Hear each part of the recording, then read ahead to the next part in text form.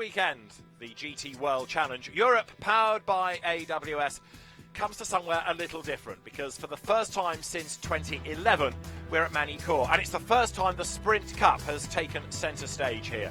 It's been a frantic turnaround after the Endurance Cup race at the Nürburgring a week ago, but here at the home of the Ligier Museum, the former home of the French Grand Prix, there's a very busy weekend of action with a host of national championships on track as well. Last time out we had a triple header at Misano, and for race 3 it was Thomas Neubauer in the Lexus who led to the first corner. The Audis almost tripping over themselves further back, as in the pack as well. Jules Gounon was on his toes in the Bentley, trying to hustle the car up the order. He was in a fight with the Michael Grenier-driven Lamborghini. That was spat out over the curb and it slotted back into the pack. Race 2 winners, Raffaele Marciello and Tibor Boguslavski in the 88 Mercedes, striving to work their way up through the order, but mired in midfield traffic early on. Gounon was still fighting. He came up against the 163 Emil Frey racing Lamborghini that took an unorthodox line out of the last corner, bounced over the curb and dropped down the field, releasing Gounon then to challenge the sister car. Also in strife, the number 52 Ferrari running wide onto the pit straight in the Pro-Am contest. Number 108 Bentley then got involved with the Audi of the Avega brothers, turning that car around and firing the WRT entry over the gravel. Arthur Rougier was an early pit visitor, so also Thomas Neubauer. The Charles Weerts and Dries van Thor Audi, another car to watch. But as Nelson Panciatici took over number 107 Bentley, that would carry on the fight with Aurelien Panis, now at the wheel of the Lexus. The two of them were busy squabbling. So too 88 Mercedes, as Marciello and Boguslavski tried to get up the order, but they were still thwarted by the Emil Frey racing Lamborghinis.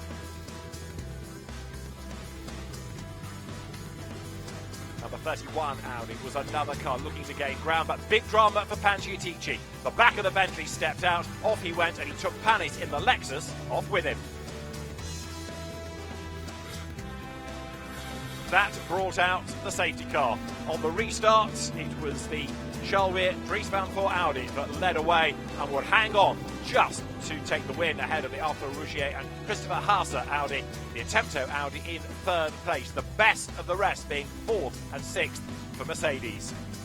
That meant 2 wins out of 3 races at Misano for Dries van Thor and Charles Weert in the opening Sprint Cup round of GT World Challenge Europe.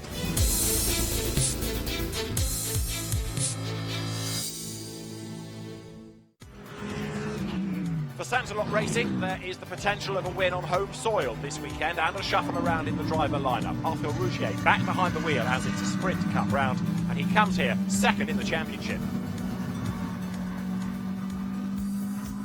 For sure, I'm really looking forward to this race. It's an home race for me, and it's an home race for the team too. And yeah, we're gonna try to keep the momentum we have in Misano and maybe do even better. Let's see. Raced quite a bit in this track in Formula 4 and last year in GT4, but it's new with the GT3 and it's quite a bit different. It's quicker for sure. There is good overtaking opportunities, so maybe in Adelaide, the turn 5, maybe the best one, but there is a couple of other places where it may be more surprising for the others and you can overtake too, so let's see. Charles Weert gets better and better every time out. It's only his 2nd season racing at this level, and he took 2 wins in those 3 races at Misano, partnered by Dries van Thor, and he's looking good for more success this weekend. I think our car is pretty strong, especially on sprint race. Dries is also really strong, so hopefully we can just keep the pace we had in Misano here in Magny Cours and try to get as much as points as possible. Jules Gounon has had a good season thus far in terms of pace, and this is the first time we've seen the Bentley Continental GT3 at Magny Cours. So, bridesmaid all too often this year, can he be on the top step this weekend? So yeah, this year has been strong. We have been P2 in Imola with K-Pax in quali, P2 in Misano, P2 in Nürburgring. So I hope maybe we can step one position for quali and put a strong race together. It's important for the team as a French team, and it's important for me also in Magny Cours to try to do well. Albert Costa has raced here before, but after being in the wars at the very first corner of the last Endurance Cup race, he needs to make amends for Emil Frey Racing this weekend. You know, I've been here already, 10 years ago and 11 years ago, 2009, where I won double race and double pole position, and in World Series I was in the first row, and then I finished B5 in the second race. So it's great memories.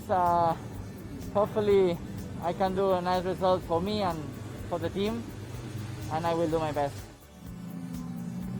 Aurélien Panis behind the wheel of the Lexus knows this car has got lots of potential, but it hasn't had the results thus far this year. It's difficult for sure for us in race. We have a lot of difficulties to finish the race. Unfortunately, we have some bad luck also, so this is a shame. For sure, the car is really competitive. We are really happy with that. The pace is really good. Thomas did an amazing job in Misano, and with team in endurance, we are also quite fast. But now we have to finish and to score points. Don't forget the Silver Cup either. It's jointly led by Stephen Palette and Simon Gachet, and Stephen Palette looking for more points on home soil. So happy about the beginning of the season, because with Simon and the team we didn't know no testing at all before the first meeting, and for sure it's hard for everybody, and finally it's good weekend with 2 victories and 1 third place, and we're currently leading, and so happy about that. Yeah, we will see now. Second in the Silver Cup is Ezequiel Perez Compact. This year he is player manager of Mad Panda Motorsport. He races as well as being the team principal, and he's enjoying the challenge of night racing as well this year. It was quite nice to try it at night. It's never, you never get a chance to try a new circuit at night, and was quite a nice experience. It's a really fast track. It's going to be a lot of, let's say, tight racing, but yeah, it's going to be fun to watch for sure. I think we have a good car. Yesterday we were doing good times, and yeah, it feels really nice. So yeah, we have a strong package. Drama though for CMR. Its 108 Bentley burnt out in the test sessions during the week. A replacement car built up ready for Hugo Chevalier. The car is completely destroyed. The team went today and yesterday to Silverstone to take another car from Bentley, and normally the car will arrive the afternoon or at the end of the afternoon.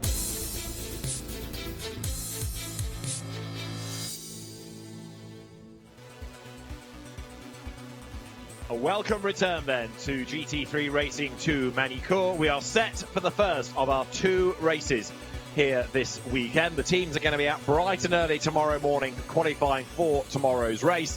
They qualified for this mid-afternoon in the sunshine, and now we are set to go racing on a very dark circuit indeed. David Addison and John Watson looking forward to what could really be a great leveler, John. Not many of the drivers on this grid have raced here before, and any reference points they thought they had from qualifying have just disappeared into the darkness. Let's recap the grid. Lucas Stolz starts on pole position. Mikael Grenier will be alongside. That's Mercedes and Lamborghini on row 1. Second row, Audi, Stephen Palette for Santalok, and Tommaso Mosca for Attempto Racing. Third row, Mercedes and Audi, Ezequiel Perez Compact for Mad Panda Motorsport. Charles Weir, the championship leader for Belgian Audi Club WRT, ahead of Lexus and Bentley. Aurélien Panis lines up alongside Nelson Panciatici. 9th, Arthur Rougier, Audi. 10th, Jim Pla, Mercedes. 2 quick young French drivers looking for good results on home soil. Giacomo Altue's Lamborghini starts 11th. Oscar Tuncho will go from 12. The top pace cars it is, peels into the pit lane, and also in there, look, goes Stephen Palette, who was third on the grid. What was all that about? Let's find out as we are set to go racing.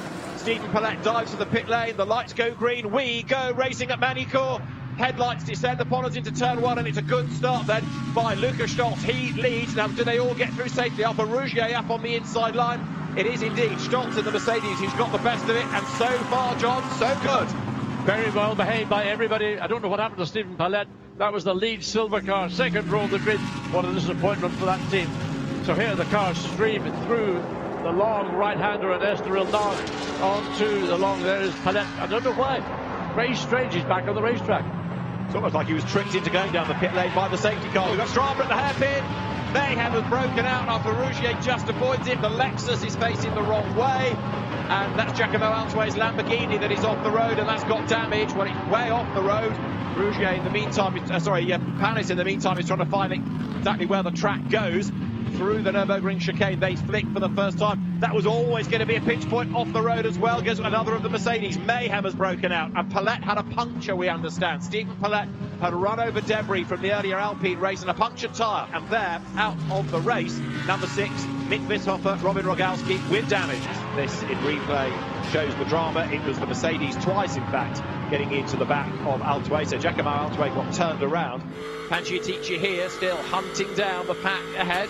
Charles Weerts in the Audi is the first car that he's aiming for, but he's not yet quite got close enough, has he, as they go now into the Imola chicane. And this actually is much tighter in reality than it appears when you get the wide angle look down at they have. And so compact under, and the two Audis now side by side. So the pace that Perez Compact is running at is slower than those behind. Those two Audis, door handle to door handle, that's going to end up in tears. Weerts goes through. Charles Weerts gains a place away from Tommaso Mosca. Look at the queue that suddenly formed up behind. Ezequiel Perez Compact might be going better than ever thus far, but he's the cork in the bottle, and Weerts wants to get on with the job. He's got the inside line, look, going down towards the Grand Cours. Side by side they run. Charles Weerts goes through up into third place. Does Mosca go by? Yes, he does. And Perez Compact is out on the beach, runs way, way wide. And now, look, he's well off his stride. Boguslavski gets involved in all of that as well. And Timo Boguslavski falls way wide also. Forced wide, but forced onto the gravel on the outside of Estoril. I mean, that was good driving from the two Audis, forcing Perez Compact and the Mercedes wide in the Grand Curve, and the consequence was he made a mistake, and we're on board with him again. Look how much he's fallen behind.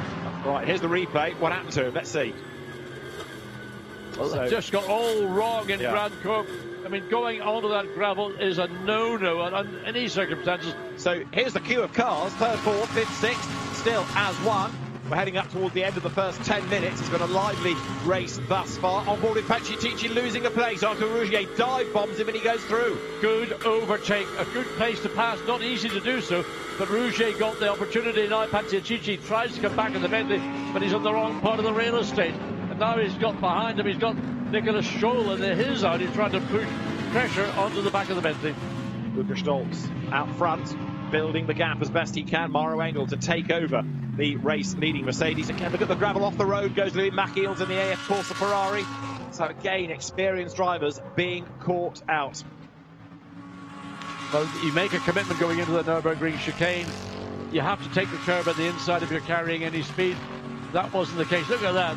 Timo Boguslavski under pressure, and the Bentley comes up and tries to go the long way around. It's going to be a long way around. If he can make it stick, maybe he'll try and make the undercut coming down the hill. But he's got the Audi up alongside, so not a lot of room for scope and manoeuvre. Smoke, blue smoke coming from the back of that Mercedes. And a challenge also against Bentley 108. So Tomita in the Audi looking for a way by, but Boguslavski with a problem. Gemma from the pits tells me that it was a wheel that had parted company with Compact's Mercedes. No contact, but a wheel had come off. Right, looking back then from Boguslavski. This is the troubled Mercedes, we rather fear. 10th he is, not now making progress, and he's got Chevalier crawling all over the back of it. Yeah, certainly coming down into that final chicane, it looked to me as if there was a wisp of blue smoke coming from the back of the car. Whether, there it is again, well, that's a tyre. It looks like the left front tyre either has come into contact with the bodywork or is slowly deflating. Whatever it is, that's going to be a pit stop for Boguslavski. From what I can see right now, I would fear that it's going to go pop any moment, the heavier he brakes. So Boguslavski with smoke pouring off that left front corner, coming under attack. Whoops, almost drama there. Look, as Louis Machiels oh so nearly gets into the back of Jim Clark.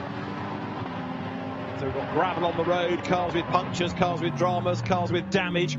Luca Stoltz way out front, clear of all of the grief that's going on around him as people bounce on and off the circuit. That chicane now, you just straight line it with the curb, don't you? 89, Jim Clark down in 14th place. He's been mugged over the last few laps, but right now, just surviving your stint seems to be crucial. Well, settling in, there you can see Boguslavski's Mercedes. Now, the smoke appears to have stopped pouring from that left front, but there are tyres being prepared in case it is a quick in and out before the pit stop window opens. Chris Froggatt coming up then through the chicane, the Sky Tempesta Racing entry. And you can see the battle going on ahead because you've got Louis Machiels there with the recovering Stephen Palet crawling all over the back of him. Palet up into 16th place in the Audi, throws gravel into Froggatt's face, gets that round the outside. Machiels is off the road and he spins. And is he going to take the Audi with him? Yes, he is. Off goes Mackey's Palette, had nowhere to go. He got into the side of it, but can he recover? Well, we're going to have a full course yellow, I can guarantee you that now. The Lexus likewise is in for a problem with the left front. So again, you run over the gravel or shards of debris, and there's something not sitting properly, so you've got bodywork missing Well, it as got well. rotated and Adelaide happened on the opening lap anyway, so it may be a consequence of that. And here's the replay. Mackey's goes wide, John. Catches the gravel on the outside of the corner. Around he goes, or doesn't even go around, it's only after the contact, and in the process takes the Audi with him. So can he get that thing out of there or not? Certainly the gravel. There it is again. So Ferrari stuck, Audi did rejoin. Yeah, he got it. Mekiel's got on the gravel on the outside of double curb, and then of course came back on. And now full course yellow. And the two Audis side by side, trying to work out which was Charles Vets or Tommaso Mosca, who would be in third place. It is Charles Vets on timing and scoring as they came across the start-finish line. So we're going to get about 2 racing laps in before the pit window opens. Lukas Stolz is the man in charge in the Mercedes. They can't start overtaking until they get to the timing line, but look at the concertina effect. Charles Weir's in the Audi on his toes. Here we go, out of the chicane, racing again. Green flags fly. Lukas Stolz on the loud pedal, tries now to break away. Second is Mikael Grenier. Third as they dive into turn 1 is Charles Weir. And again now with everybody bunched up, especially in a night race like this, safety cars can breed safety cars. Everybody's managed to get through Grand Curve without running wide, either on the inside or the outside. Back through Estoril, now onto this long back straight leads down to the Adelaide Heaven. Hopefully this bunched group of cars, particularly those running about 6th, 8th, 10th position, that's the area where you need to be careful, because you're braking at the front, but you're still on the throttle at the back. Battle's on for third, isn't it? Wirtz, Tommaso, Pancitici next up. More drama going through the Nürburgring chicane, but they all survive it. But right now, look, Charles Wirtz, he's having to go defensive because Tommaso Mosca, graduate of Carrera Capitalia, looking really promising here, stepping up to GT3 racing at this level for the first time. He's crawling all over the back of the double winner from Bassano. And Charles Vance will probably be thinking, when am I coming in at the earliest opportunity? But look, up into Chateau d'Eau, gets the undercut, almost doesn't quite have the drive off to have a go at Verts. But Rougier has got back up ahead of Pancitici for 5th place. Arthur Rougier goes through, and also Nicolas Scherl looking for a way by as well. Pit window is not yet open. The leaders are going to have to do one more lap. Look at the background, you've got them still side by side. Great battle.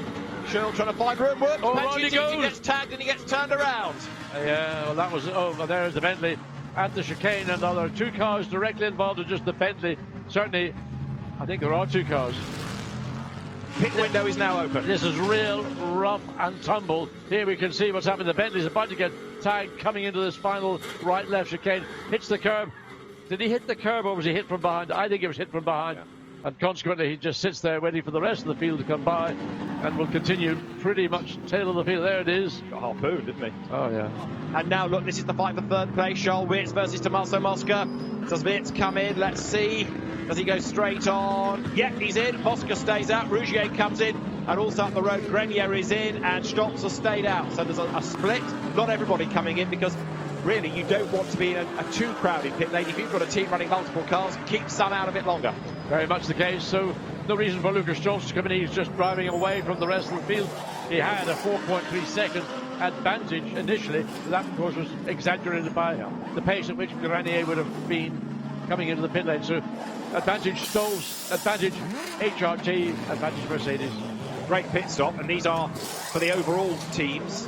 Natural pit stops, as quick as you can. Pro-Ams have to do them to a minimum of 53 seconds. Vanthoor gets away, but he shouldn't have done, because there was a car coming down the pit lane, so he had to stop, and he will have lost places as a result of that. Yeah, he was almost given the go sign. Then the engineer said, no, stop.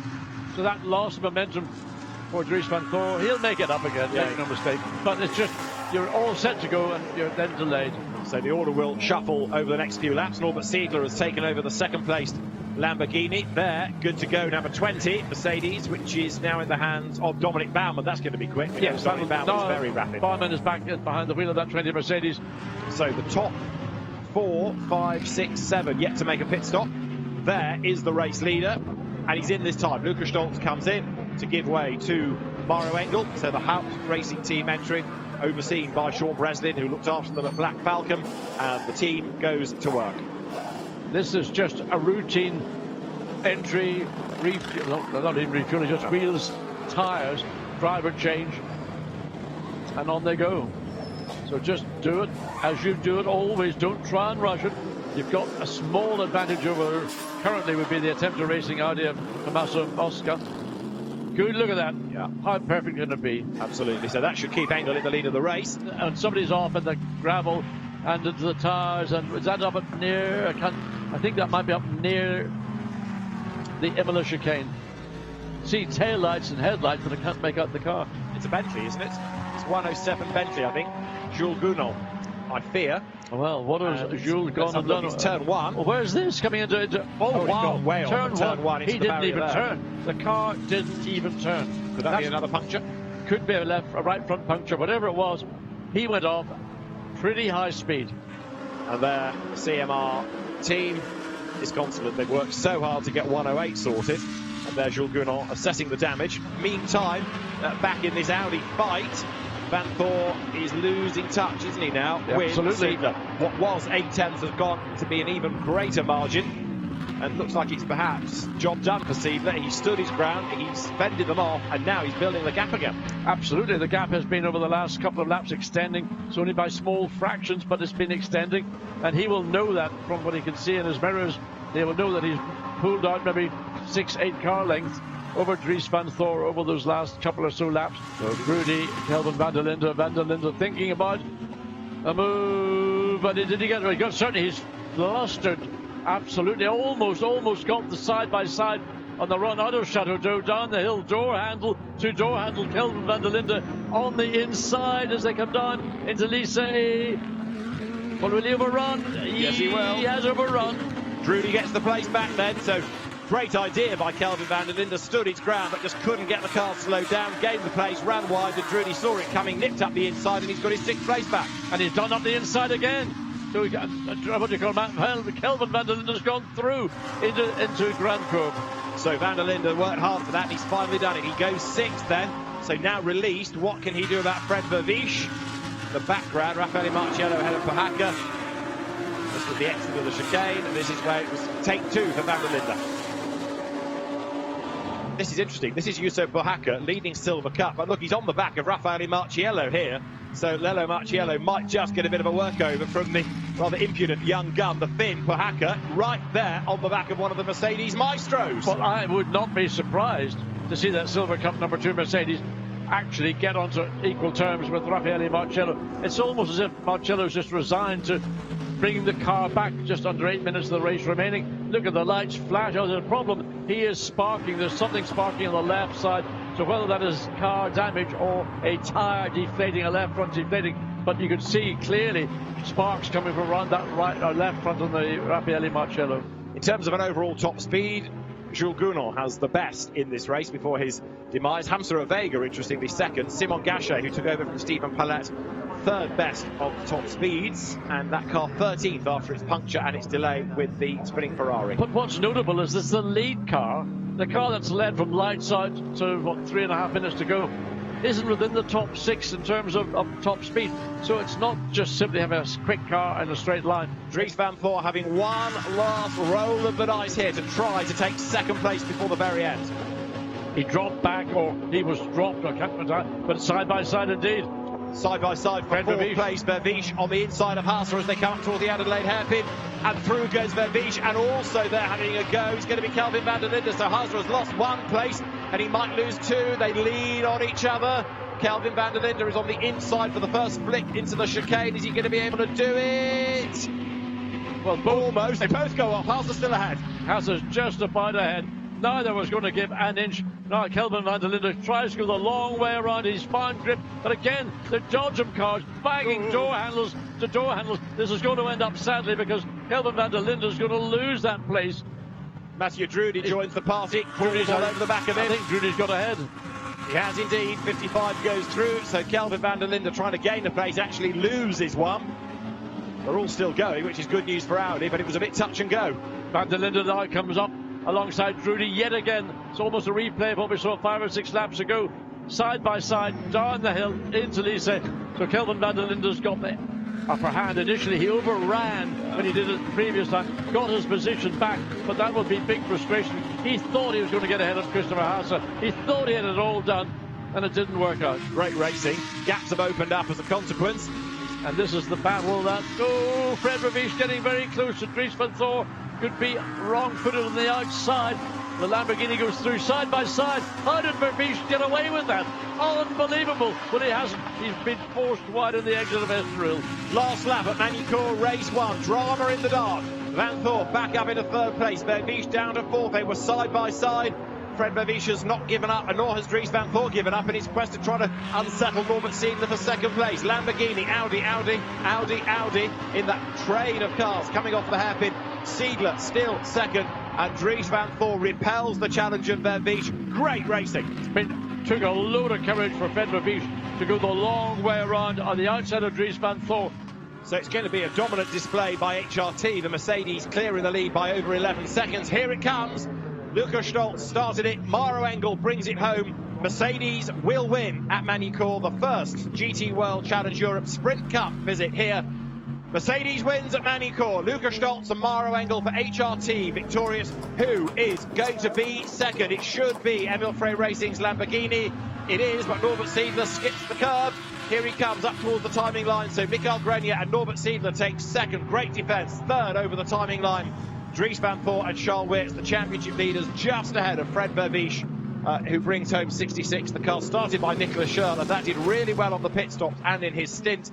Silver Cup honours, number 2, Juuso Pohaka, brings the car that was started by Oscar Tunjo across the line to finish 9th overall, still behind Marciello, but to win the Silver Cup. And Pro-Am won by Jonathan Hui and Giancarlo Fisichella. Ferrari victorious in Pro-Am. Let's look at the results of race 1 at Magny Cours. Luca Stolz and Maro Engel, the winners for Mercedes. Lamborghini 2nd, courtesy of Mikael Grenier and Norbert Siedler. Audi 3rd, 4th, 5th, 6th and 7th. 3rd going the way of Charles Weerts and Dries van Thor, ahead of Nicolas Schurl, Fred Verbies, Arthur Rougier and Christopher Hauser 5th. Ryoichiro Tomita and Kelvin van der Linde 6th, and Tommaso Mosca and Matteo Drudi dropping back to 7th. Mercedes 8-9, Timo Boguslavski, Raffaele Marciello ahead of Oscar Tunjo and Juuso Pohaka that win the Silver Cup. Well, a brilliant effort from Maro Engel and Luca Stolz. They can tell us all about it. Gemma Scott is down there. Maro, a fantastic final stint from yourself there. The pace was absolutely incredible all weekend. From pole through to a win. Yeah, big thank you to the team. They gave us an absolute beauty of a Mercedes AMG GT3. It was such a pleasure to drive, and this guy did the job in qualifying, put us on pole, which was a perfect place to start. And yeah, just a great race, great pit stop. So a big thanks to the HRT guys. Well done to you. And Luca, of course, like Maro says, you did the hard work yesterday or earlier on in qualifying and set the standard. Yeah, starting from pole always helps, but I know it's a team effort. The team did a great job in pit stop, and Mauro brought it home. So we're really happy now. P1, first time this season. So yeah, want to do the same tomorrow. Right, the drivers now being called forward. We have the overall and the class podiums to look at. The 4th Sprint Cup race of the season goes the way of Mercedes. For HRT, it is a win for Maro Engel and Luca Stolz. Collect the trophies. Sean Breslin is there to collect the team's award, and they make their way to the backdrop. Trophies in the air, team's trophy, and €12,500, which will go some way to the mechanics bar bill, no doubt, for the winning team. And then we turn to the Silver Cup, the class winners, Oscar Tunjo and Juuso Pohaka, victorious in Silver Cup. Drivers collect their trophies, make their way to the backdrop, and the next job done by Silver drivers, young guns, defending the Silver Cup. So well done to Juuso Pohaka and to Tunjo, the Colombian driver. And so then we turn to Pro-Am. It's a class win for a very happy Jonathan Hui and for Giancarlo Fisichella. They are the Pro-Am winners for Sky Tempesta Racing. Team's trophy presented as well. And the drivers step forward. So Jonathan Hui and Giancarlo Fisichella are victorious in Pro-Am at the end of race 1, GT World Challenge Europe, powered by AWS Sprint Cup.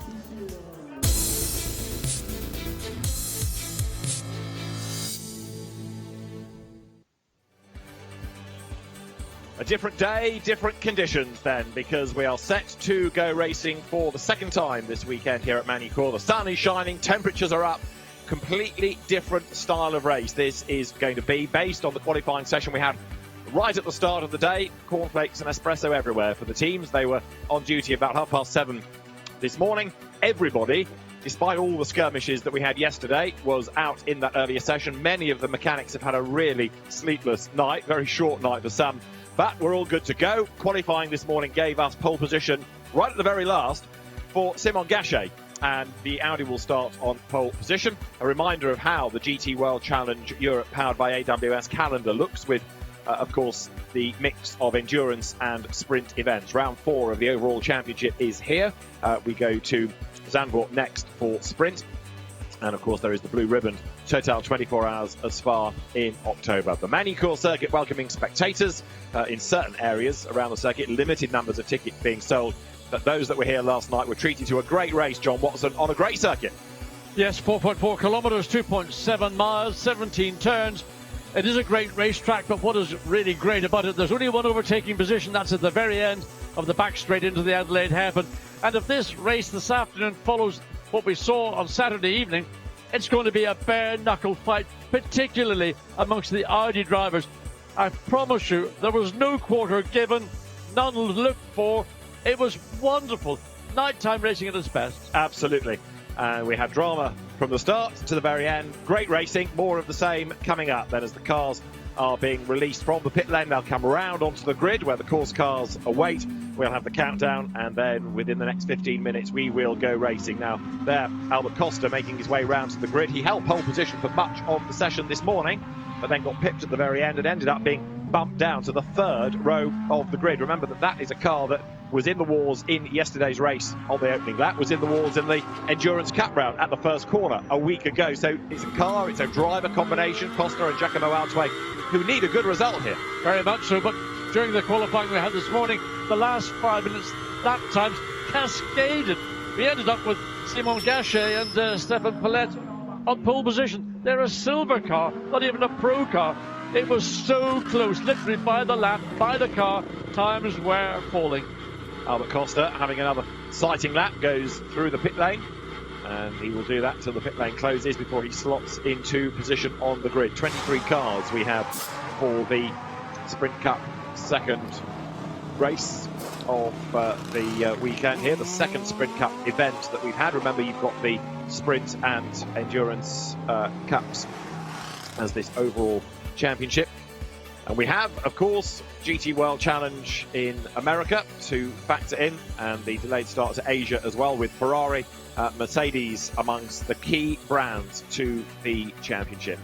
And Lamborghini, of course, having had great success in Europe last year, another of those brands you cannot ignore. We don't have the FFF racing team here, but we do have Emil Frey Racing. In terms of overall manufacturer points, Mercedes has the upper hand at the moment, ahead of Ferrari and then Lamborghini. And, of course, Mercedes with a race win yesterday, getting even further ahead. And it is going to be a Mercedes on the outside of the front row, because their 88 started by Raffaele Marciello. The car disappointed a little bit yesterday. Timo Boguslavski, we think, picked up damage early on because we had blue smoke from the front left tyre all the way through the race. There were sparks coming off the left front corner as it dragged along the ground. In the end, the car got 8th place. There was an amended result overnight, but 8th the car got, and the team now looking forward to seeing what progress can be made from the outside of the front row of the grid. Could this be a win even? Well, certainly with Raffaele Marciello behind the wheel to start the race, then there's clearly a very good chance that that car could take the lead. But really what happened last night, aside from any contact that had a bearing on the car's performance, anybody who was behind that, I call it a swarm of Audis who were squabbling. I've used ferrets in a sack many times, but that was real squabbling. Like the kids throwing their toys out of the pram at every corner. There was no way for that Mercedes to make progress. So 8th on the road, 7th on the amended result. Arthur Rougier was given a penalty for the incident that turned around the Lexus at the Adelaide hairpin on the first lap. So the 25 Hasse Rougier Audi with the penalty was put to 9th. That promoted this car up to 7th place. But the race result helps in terms of points, doesn't affect the grid. because they are standalone qualifying sessions. Raffaele Marciello, who has proved to be one of the real stars in a Mercedes, but you could argue that although Timur Boguslavski is quick, he and Marciello aren't quite as evenly matched, and therefore overall they're not as quick as Lukas Stolz and Mario Engel, which is in a sense your dream partnership. Very much so, and that was the dream partnership that had a dream result. They drove away from the battles that were going on behind them. They had a very easy race. The car just came into the pits at the end of the race. All it needed was a quick wash over and chamois down, and it was all set to go this afternoon. It's a different case for the 88 Mercedes starting on that front row of the grid.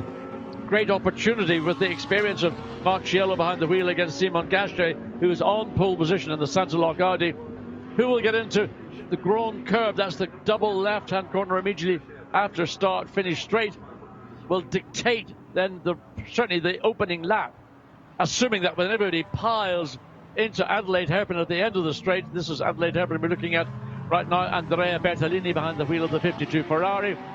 Always a pinch point, a bottleneck on this circuit on an opening lap. 52 there had a couple of offs in the hands of Louis Machiels and also a pit lane speeding offence. So having lost time during the course of the race, it was 18th, the last classified finisher yesterday. The car on pole position, which is started today, as John was saying, by Simon Gachet. He set the pole position time this morning. Gachet and Palette had to pit at the end of the green flag lap last night because of a puncture picked up on the formation lap. There was quite a bit of debris knocking about from the rather fractious Alpine race that was just before it. So Palette punctured, they got the tyre changed. He joined the race flat last, worked his way up, only to get collected by a spinning Louis Machiels. In the end, the car was 13th, but it could have been a whole lot better. Very much so. Well, there's another car that looked very good at one point. Eddie Cheever, the third, got that car up in the moments before the checkered flag came up into the top six. Then it fell back slightly further down the field. But nevertheless, good run. Starting in the 7th row of the grid, Eddie Cheever will make that start. Indeed so. The Tempesta Racing Ferrari is looking very competitive around here, especially this morning. Giancarlo Fisichella, as you would expect, of course, raced here in Formula 1, now very much part of the Ferrari GT family, and he will be the pro in the Pro-Am car that he shares with the quick Hong Kong racer Jonathan Hui. They're going out onto the circuit, Christopher Haase, whose efforts last night then were undone to a degree by Oscar Rougier's early skirmish, a penalty applied post-race, and the pit lane just about empty. The last few cars heading round on to the grid. 1 hour of racing, mandatory pit window between 25 and 35 minutes. If the car is in the overall class, not Pro-Am, then you can do those stops as quickly as possible. They're what you might call natural pit stops. They're not done to a time, a pit in to pit out time. So it goes back to the old days of the teams really working as hard as they can. It is a proper sprint, and it's a sprint in the pit lane as well. So you don't refuel, you change tyres, you change drivers and get the car for the overall contest, as I say, back out there as soon as you can. In Pro-Am, there is this 53-second minimum time pit in to pit out. So there is Giancarlo Fisichella heading to the grid. And Simon Gachet's car then on pole position. Gachet will start. What is he thinking right now? He's with Gemma Scott. Simon, the last couple of races have been quite hairy going into the first few corners. Hopefully today it will be a little bit cleaner. Yeah, we need to stay on track, keep our position, and don't forget we fight in the silver championship, so we need to stay here on the track with no problem, and it is okay. And track conditions are hopefully a little bit cleaner than they were last night. Yeah, it will be a different track with the sun, so yeah, we need to be careful. And of course last night you picked up a puncture on the outlap. Yeah. I hope today it will be okay. Have a great race. Thank you very much. Thank you. Yeah, Simon Gachet did a good job in his stint last night, but a really excellent effort this morning. We thought we got the grid. We kind of looked away from all the screens and thought, yeah, we're just on an in-lap. And then bang, suddenly that car appeared at the top of the time. Yes, I mean, there's a number of reasons why that might have occurred. Apart from the driving behind the wheel, the team might have put on a fresh or a new set of tyres just at the very end. And of course, as the track progressed through that 20-minute qualification session, it was picking up time. The track had been used last night, race coming to an end at 11:15 at night. So it changes overnight, and as the cars did their 20 minutes of qualification, it got better and better and better. And it was almost a case of the last man standing taking the checkered flag that took pole position.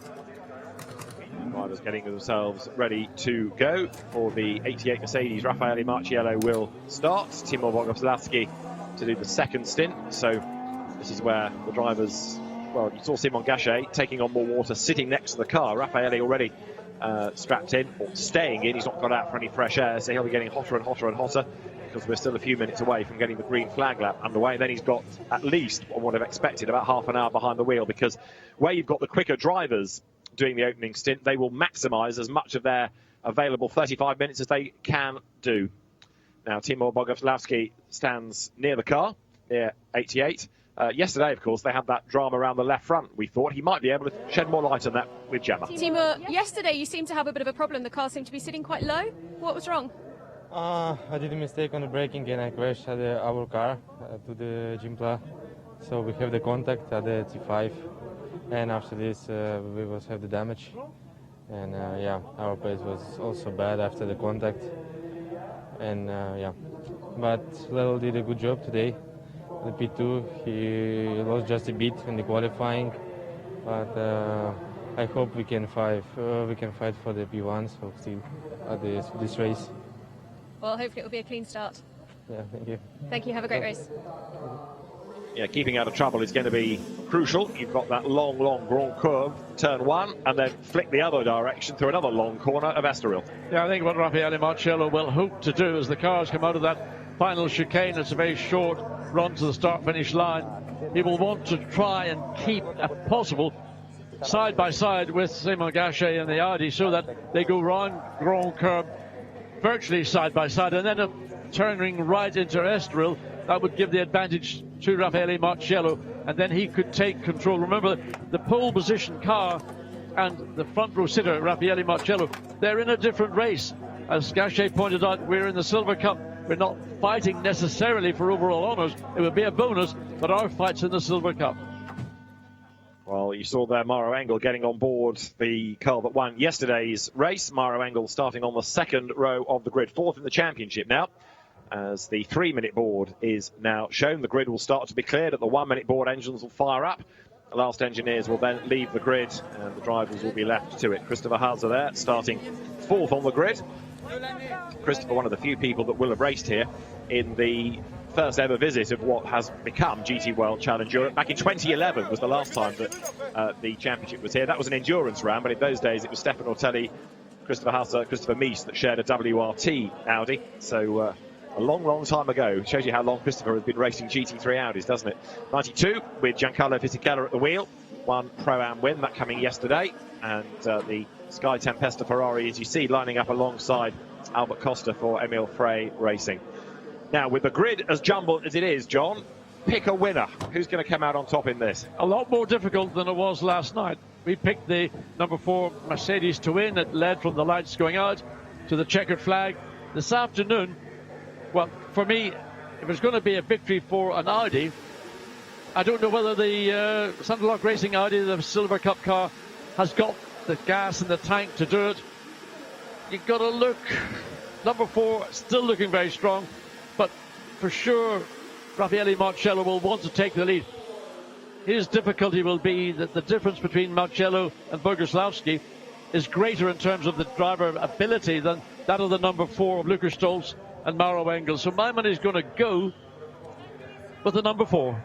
Okay, let's see. It'll be a good race if it does it. From the second row, there is Calvin van der Linde, as ever, a man to watch. He's already had an Endurance Cup win this year. Number 14 there, good to go. The second of the Emil Frey Lamborghinis. That will start 10th on the grid. Norbert Siedler to start in that car. He did a great defence in his stint yesterday to repel all the Audis to hang on to second place. That's the championship leading car. Dries van Thor and Charles Weir, double winners. They took 2 wins at Misano. WRT, of course, the team that operates the Audi. We'll talk about WRT in the context of Mercedes on this grid as well, the Top Sport Mercedes, but WRT there stands for World Rally Team, nothing to do with the Belgian WRT squad of Vincent Voss. The grid then is cleared, engines are fired up, the grid positions are the numbers that flash on that Lumirac display on the windscreen. It will give you the race positions over the next hour. The safety car blasts away. Racer Guy Claret at the wheel of it, and now the pole-sitting car of Simon Gachet, who came into GT3 racing from single-seaters, sets off somewhat keen. Well, I wonder where he's off to. He's not getting the ice creams in already, is he?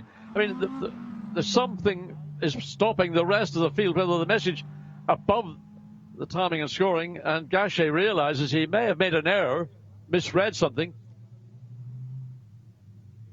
What normally happens is that the safety car goes about 15-20 seconds before the competition cars, so they can sprint away and catch up and get warmth into the tyres, and Gachet virtually went with it, and I just wonder whether that is going to be investigated, because technically he's contravened the start procedure. Certainly has, and I mean that may be a telling off, or it could be a drive-through penalty. It could be any penalty for a fundamental error on the part of Simon Gachet in misunderstanding. There is the safety car ruling. Watch and see what Gachet does on the right-hand side. And look at the marshal up near the pit wall. He's got the 15-second board. That's not yet shown. He looks rather perplexed as Gachet sets off in pursuit, although there is a green flag waving there. There is. So technically, he has done the right thing. The green flag is waved, but now look, there's the 15-second board. Well, say to everybody else, you're almost ready to go. Should that green flag have been waved at the time it was being waved? I would say That's another question that needs to be considered. It'll all be looked at, I'm sure, by everybody in race control, and hopefully it won't prove a problem for Simon Gachet, because it would be awful to lose pole position like that and lose the possibility of a good result. Let's just recap the grid then. Gachet and Marchiello start at the front. Audi and Mercedes. Row 2, Mercedes and Audi. Mauro Engel lines up alongside Christopher Hauser, the two German drivers going toe-to-toe. The third row of the grid, Albert Costa, the Spanish driver for Lamborghini, Italian Giancarlo Fisichella in the best of the Ferraris. Lining up 7th, a very quick, underrated Finn, Yusso Pohaka, one to watch in the Mercedes, and Calvin van der Linde's Audi alongside, ahead of the Audi of Dries Van Thor and the Lamborghini of Norbert Siedler starting 10th. 11th, another Audi, Fred Vervisch at the wheel of it. Mattia Drudi 12th, another Audi, and their teammates at Attempto Racing. Eddie Cheever starts 13th alongside Jules Gounon, who could be one to watch, making progress. 15th on the grid, the Zimbabwean driver Axel Jeffries for Mad Panda Motorsport alongside Thomas Neubauer in the Soul Lexus that had engine dramas last night. Andrea Bertolini's Ferrari starts 17th, and Dominic Baumann's Mercedes is 18th on the grid. Hamza Ovega's Audi 19th, and Benjamin Haite's in the ASP Mercedes will go from 20th ahead of Pierre-Alexandre Jean, and then Phil Keane, Bentley and Mercedes on the penultimate full row, with the reigning Audi R8 LMS Cup champ Robin Rogalski at the very back. He had a couple of offs in the qualifying session this morning. His co-driver, the newcomer to the series, Mick Withofer, damaged the car early on last night, so they're hoping for much better fortune as we get set to go racing. On board with Albert Costa, heading then out of Chateau d'Eau in this 2x2 Noah's Ark formation, ready to go. Albert Costa always talks a good story before the start of a race, thinks it through, works it all out, but as soon as those lights go out, different Albert Costa takes over. Well, let's see what happens here. He's got cars all around him. So out of the chicane they will come up towards the timing line. Pace car peels in. Look at Mauro Engel on his toes. Now, he shouldn't be doing that, I don't think. They're meant to stay one behind the other, but he's got the inside line ready to go. The lights change. We go racing on the outside line. Marchiello has a look to try to get the lead. Hauser comes up on the outside of Engel as they go round the Grand Cours. One of the Audis run wide. There's a spinner in the pack, which I fear might be Jules Gounon, who has gone around already. There is drama at turn 1. It is Gounon. The Lexus is off the road as well. There's cars with damage. There's debris on the road. It has all kicked off. And that was all in turn 1. Big surprise that it happened so early. There's the Lexus. Look at the Mercedes. Mercedes damage to the left rear. Look, who was that went across the grass on the inside, coming up the straight, going through Gulf Corner, down into Adelaide for the first time. So are they going to survive Adelaide hairpin? You've got cars, plenty walking wounded, but up front right now it is Simon Gachet trying to get away as the field accelerates now down towards that Nürburgring chicane. Look at them 3 wide, trying to be on this narrow part of real estate on the outside line there. Looking for places. Albert Costa 1 or 2 off the road and back on again, down to 180 for the first time, and at the end of the lap we can start to piece together the winners and the losers out of all of this, and there is a yellow flag coming out, so the yellows are out in one of the sectors. Safety car straight away. Not surprising, there was too much damage done in the Grand Cours. 3 cars involved, further damage around the circuit. Certainly we saw cars coming out of Estoril driving across the grass on the inside, not on the outside of the corner, so everybody now has to slow down. The safety car being deployed. I don't know whether there's any debris on that. Well, they were talking about debris, yes, bits of bodywork. Looks like the inner guard. I don't know which car that has come from. Could have been Jules Gounon's Bentley. That was the one that seemed to come off worst from that immediate contact in the middle of Le Grand Cours. Right, safety car deployed. There is Gounon back and running. This throws him a lifeline to a degree, because at least he can play catch-up, but how much damage has he suffered, and who else in all of that suffered damage. And look at the state of the racetrack. What a mess. Well, that's got to be cleared away. We don't know if there's any other cars that are off camera. We can't quite see. Certainly Gugno was the one we thought maybe not able to get underway, but he's rejoined the tail of the field. I don't know what the damage is to the Bentley, but that's a huge disappointment to the K-Pax team. Looking at that, you would construct an argument to say they ought to be brought down the pit lane, because that would get them away from that debris zone. Because look, they're tripping over themselves. They're having to run through the debris anyway, aren't they? They are, and of course we saw what happened last night. The Centre-Log, Stephen Palette, Simon Gachet got a tyre cut down on the parade lap as a consequence to what we've seen in the, as you call it, very fractious Alpine. Look, having to bump over Bart, and that is way from ideal. Oh no, that's 108. Now remember, this is the replacement car, because they've already lost one Bentley this week. It burnt out. This is a car that arrived here at 4 a.m. yesterday. The team had been to Silverstone and back to get it, and look what's happened. It's got the same similar damage actually as 107 suffered in the fence last night. And just watch again what happens. The lights go out. Gachet makes ultimately the best start. 4 Mercedes trying to get us a lip down the inside. Marcello couldn't find a way around the outside. There's the Bentley. You can just see it goes into a cloud. He can't see anything. The car's just directly ahead of him, kicked up a massive cloud dust. There's the Bentley rotating in the middle of the pack. But where was that other Bentley? We can't see where it had its contact. Lost in a cloud of dust. Does this shed more light on it? Let's see. The car's moving right to left, back again. And there we are. That's the pinch point entering the corner of Gachet. You can just see on the outside. It was the 31 Audi that appeared to drop a wheel off that kicked up that huge cloud dust. There is the 31, still on track, still making its own way. That's Tomita and Kelvin van der Linde. So it's Kelvin van der Linde behind the wheel. Now what happens to Gounon? Does he get a nudge? There's the Lexus. Yep, that was a nudge. Around goes Gounon. You see everybody else go past. 108 got through there, but I think the contact came going into the next corner for the second of the CMR Bentleys. Shocking weekend for them. Really bad luck again. Those Bentleys, they've gone through safety car in this lap. This weekend. Right, safety car in this lap. You heard Alain Adon, the race director, declare. So we've got one more lap. So we'll go racing this time around. Good job by the marshals here at Cours to clear. There's a lot of debris in the track. Then about maybe 2.5 to 3 minutes to clear that away as these cars filed through Grand Curb into Estoril. So track is clear, certainly at that point of debris, but goodness knows what's around the rest of the racetrack. Certainly down at Adelaide Hairpin Bend, another pinch point. Let's look again and see. Look to the background.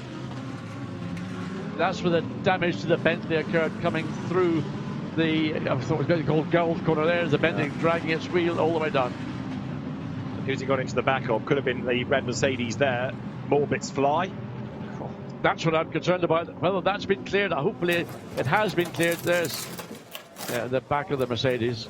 Yeah, Benjamin Heitey's car, we saw that with damage. A Bentley would certainly take a chunk out of that. So the ACA ASP team goes to work. Jerome Policon's squad, Jerome himself back racing this year in historic Formula Ford in France. Safety car has got one more lap. Track has been swept round at turns 1 and 2. So we're about to go racing once more, as we say. There is 89. They're going to lose laps, but hopefully they can get the car back into the race and score some class points. I think they're desperate to get the car back on track before this line of cars takes the restart. They're just about to put that left rear wheel back on again, but it's going to be very tight as cars make their way up to the highest point of the circuit. Still working, probably suspension damage as well, and certainly lots of bodywork, the diffuser at the rear. Right, lights out then on the safety car. They all bunch up. Simon Gachet now has to control the restart.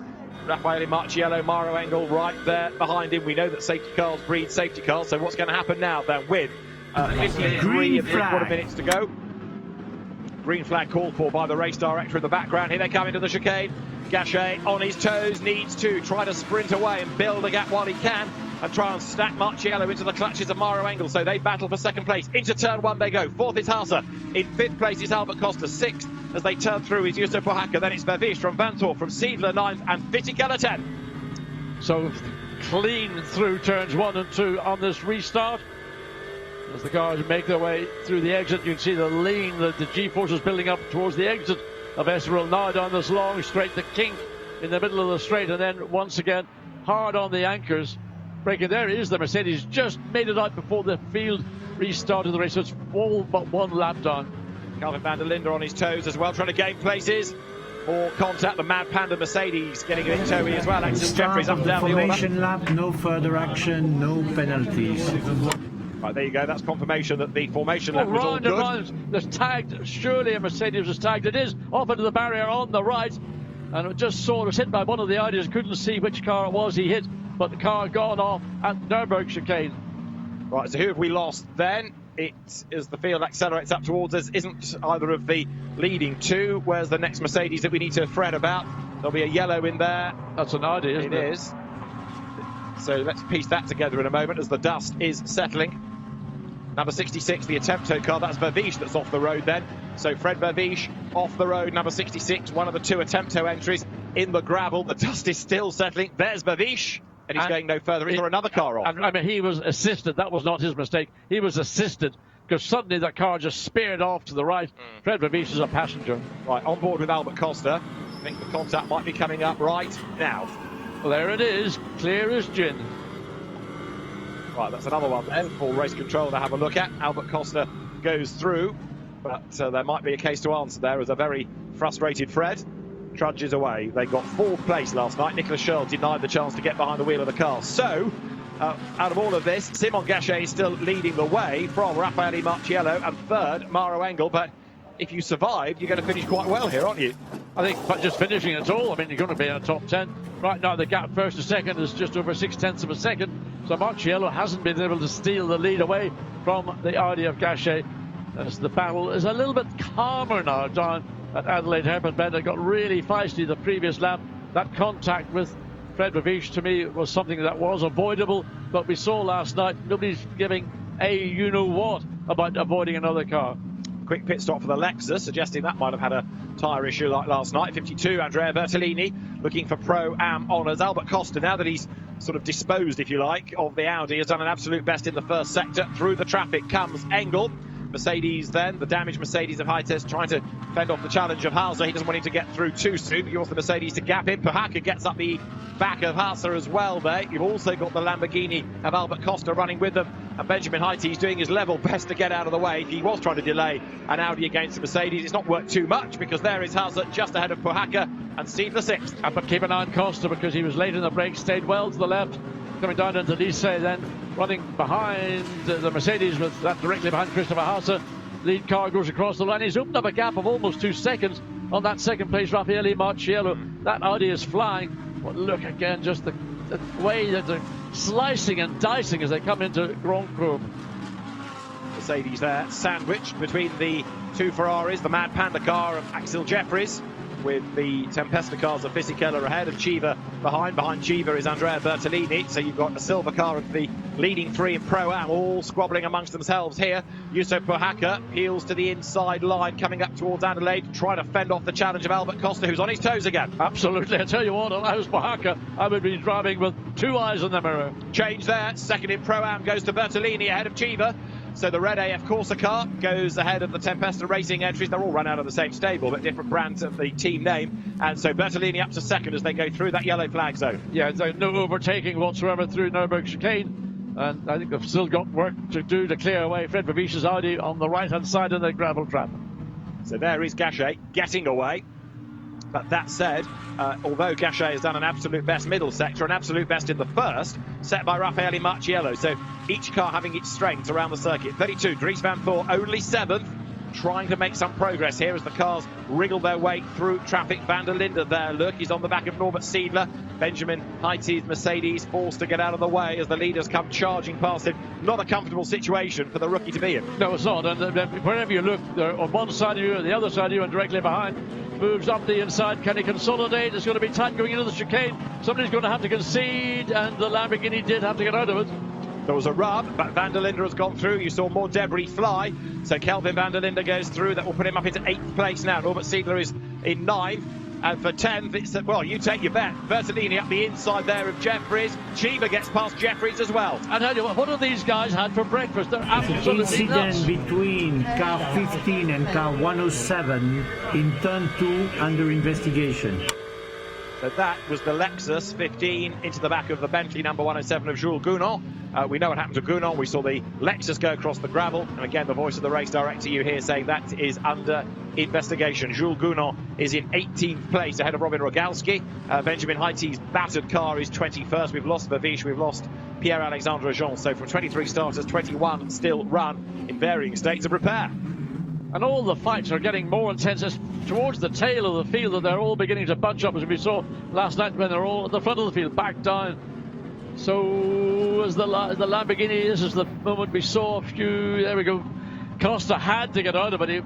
Dries van Thor, no way, my friend, you're going to take that place away. Calvin van der Linde through on the inside then with that rub. So van der Linde is up into 8th place. Van Thor further up the road 7th, but it was a crucial pass for van der Linde. There is the race leader. So Simon Gachet doing a ripper job here for Samselot because he's building the lead over Raffaele Marciello. It was over 2 seconds last time on this lap. Gachet has done another absolute best in sector 2. Comes up to the timing line looking to try to build that gap over the Mercedes. Audi for Samselot leads, 2 seconds the margin. Marciello is 2nd, Mercedes. Engel 3rd, Mercedes. Haase 4th, Audi. Pohaka 5th, really good effort that from the Silver Cup leader. 5th, Albert Costa's Lamborghini in 6th place. Simon Gachet just pulling away. He's got clear air. He hasn't got to focus on anything going on around him. Makes it easy for him. But I'm surprised that the 2 Mercedes have not been able to go with the Audi. It seems to have pace here this afternoon, where the Mercedes last night, particularly the number 4 car, just drove away from the field in the way Gachet is doing right now. The Lexus, now that it's got clear air and healthy tyres and gravel swept out of it, has done an absolute best sector 1, a personal best sector 2. So it's a very quick car. It's just not part of the race in terms of overall positions anymore. Edward Cheever, the 3rd, goes out of the Adelaide hairpin. Now, in terms of a class position, he's 3rd there also, behind Bertolini, class being led by Fisichella. So it's a Ferrari lockout within the top 3 of Pro-Am. Now we look at the feet of those Cheever's feet yet again. Left foot braking, of course. All done very, very progressively. Not a big stamp on the brake pedal. That's the view of the cockpit. And it all looks so controlled. But when you see it from the outside, from the onboard cameras, it looks as if it's panic stations, whatever way you look. Back onto the power. Hard brake. This is how it looks when you factor in the steering wheel as well. So now look at the leg movement, look at the hands on the wheel. There, out of the chicane comes Gachet. Still the race leader. 2 seconds was the margin last time. 1.9 now. The gap is coming down only a little, but Raffaele Marciello is marching on. He's bringing the gap down. Yes, 10 minutes before pit lane will open.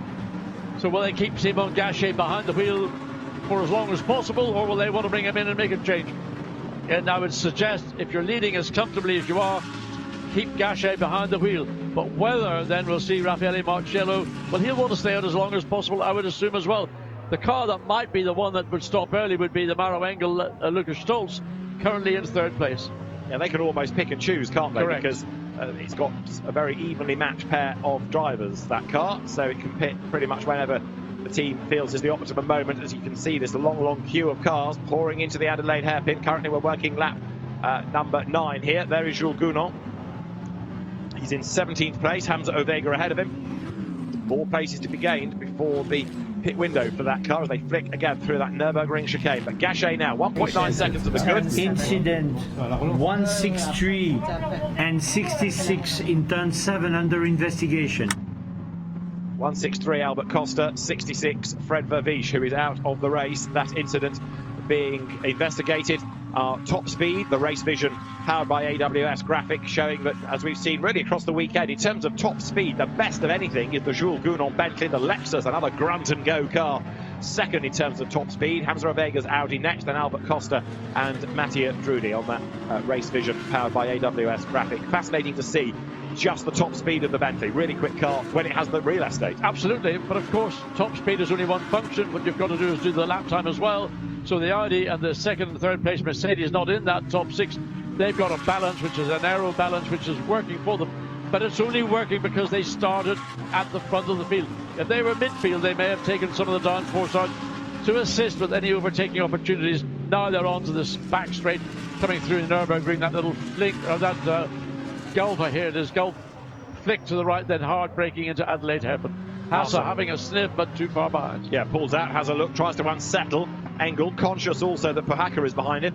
Costa has done the absolute best in the first sector. There's the Lamborghini, look, chipping away, getting closer to the traffic ahead, but with the Albert Costa Fred Verviche incident being looked at, there could be more of that story because it was discernible contact, and of course it spelled retirement for one of the two. Yes, I mean, neither driver, we know from what we saw last night, is prepared to concede anything at all, but in the Nürburgring chicane you cannot go too wide, other than the car on the left hand side could run across the inside of the corner, but that wasn't the case. The contact took place. Verviche was spat out off the racetrack and into the barrier. So there is the 9th placed second Emil Frey Racing Lamborghini, just ahead of Giancarlo Fisichella here. Gounon has now done an absolute best in sector 1, so for Bentley suggesting it's got away lightly in terms of any possible damage, unlike the sister car. Now, although Fisichella is flying, of course, a Pro-Am class win is the real task here. Andrea Bertolini will give way to Louis Machiels. That's the second place Ferrari, but Fisichella here will hand the car over to Jonathan Wheat. They won in the dark last night, so certainly working well as a combination this weekend. Yes, and it's all the benefit of having Giancarlo Fisichella behind the wheel, because it lifts the co-driver. It gives him a benchmark to, this is where I need to be in terms of my lap times or getting as close as possible. But Giancarlo was a little bit wide of the exit coming into Grand Cours.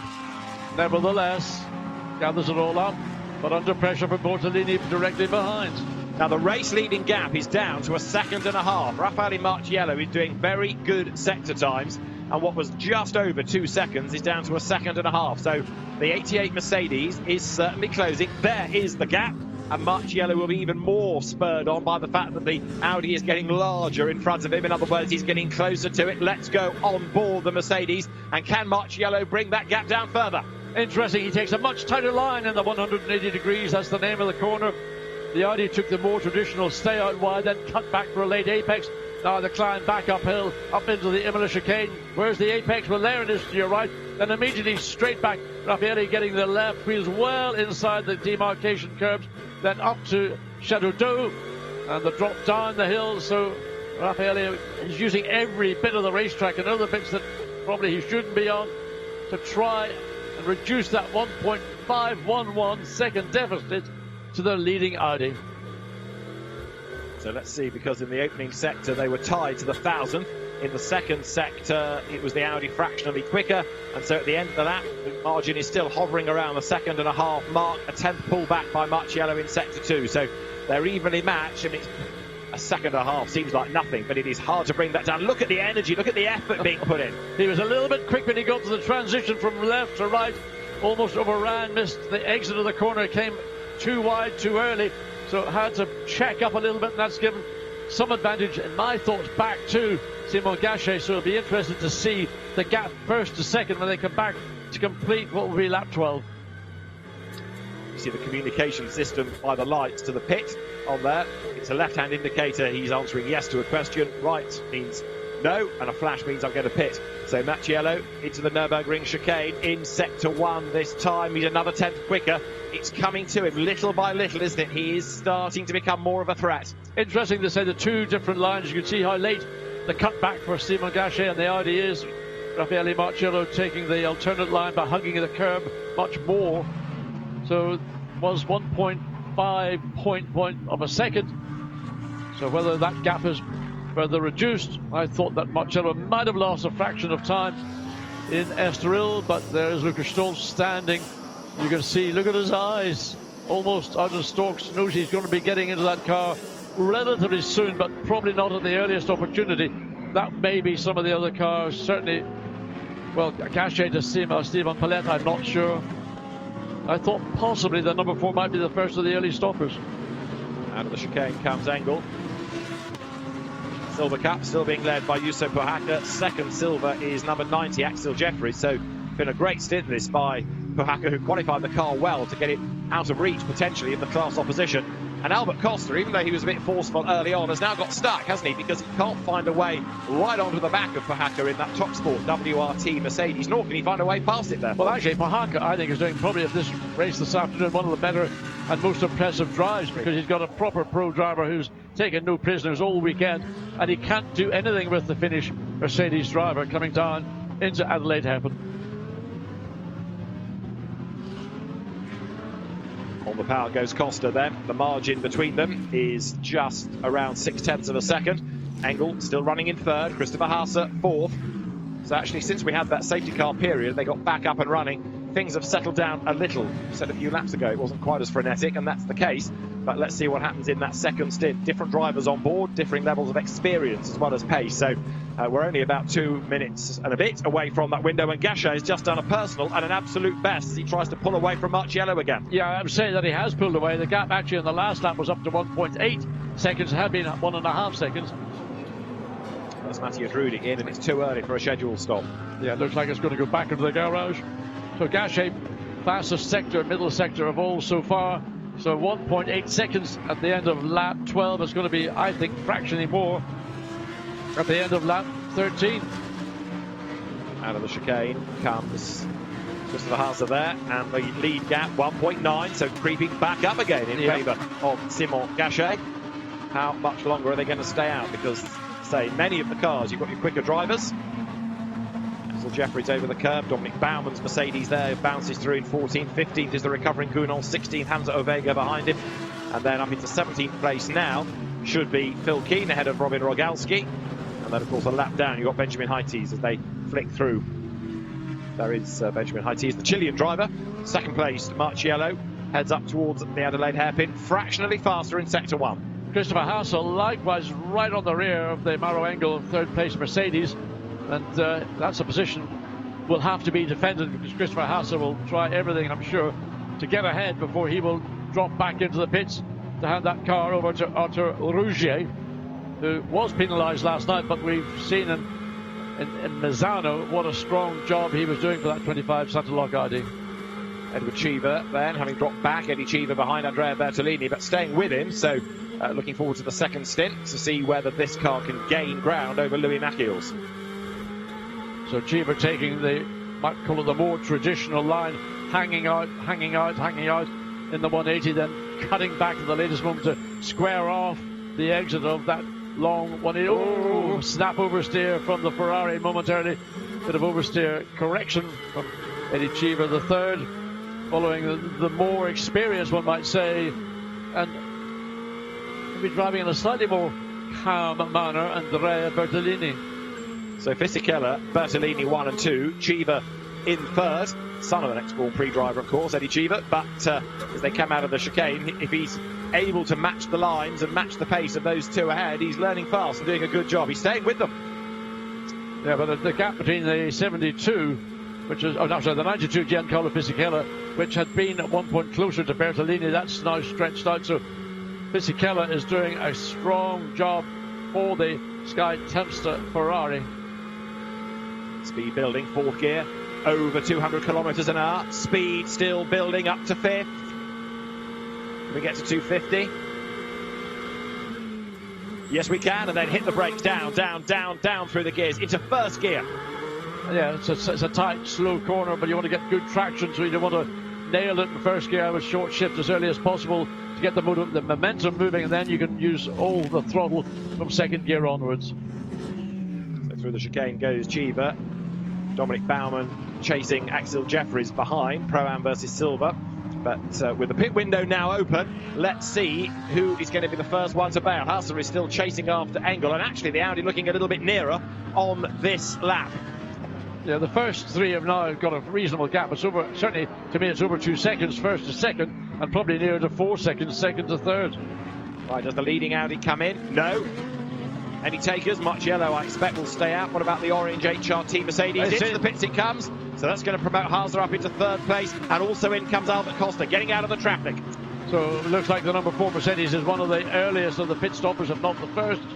So he'll hand over to Maro Engel, or to Lucas Stolz. There's the car up on the jack, so the Lamborghini comes in behind. So Mercedes race to get this car out, get the driver changes done. You can see assistance from Maro Engel to get the belts of Lucas Stolz done. So car should be off the jacks any second. Left front slightly slower, problem with the left front. Car loses time as a consequence. Going to have to be careful when they release that car. So that was time lost. HRT could have done a better job of that pit stop to get Lucas Stolz out and try and consolidate what ought to be a strong second run for the number 4 Mercedes. Well, there goes 163 into the race. Giacomo Altway at the wheel. 107 is in as well. You saw the driver change set to happen. Nelson Pancitic taking over there from Jules Gounon. That car now heading back on track.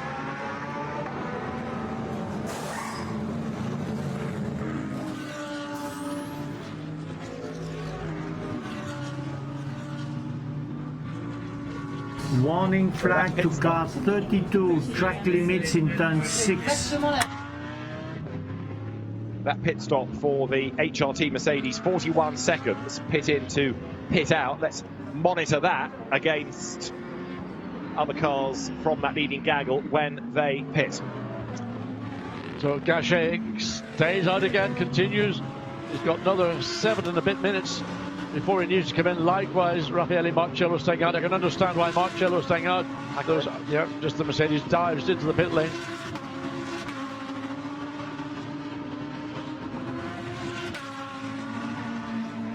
So the race leading car, Simon Gachet, stays out there. Yusup Pohaka comes in to give way to Oscar Tunjo, the Colombian driver.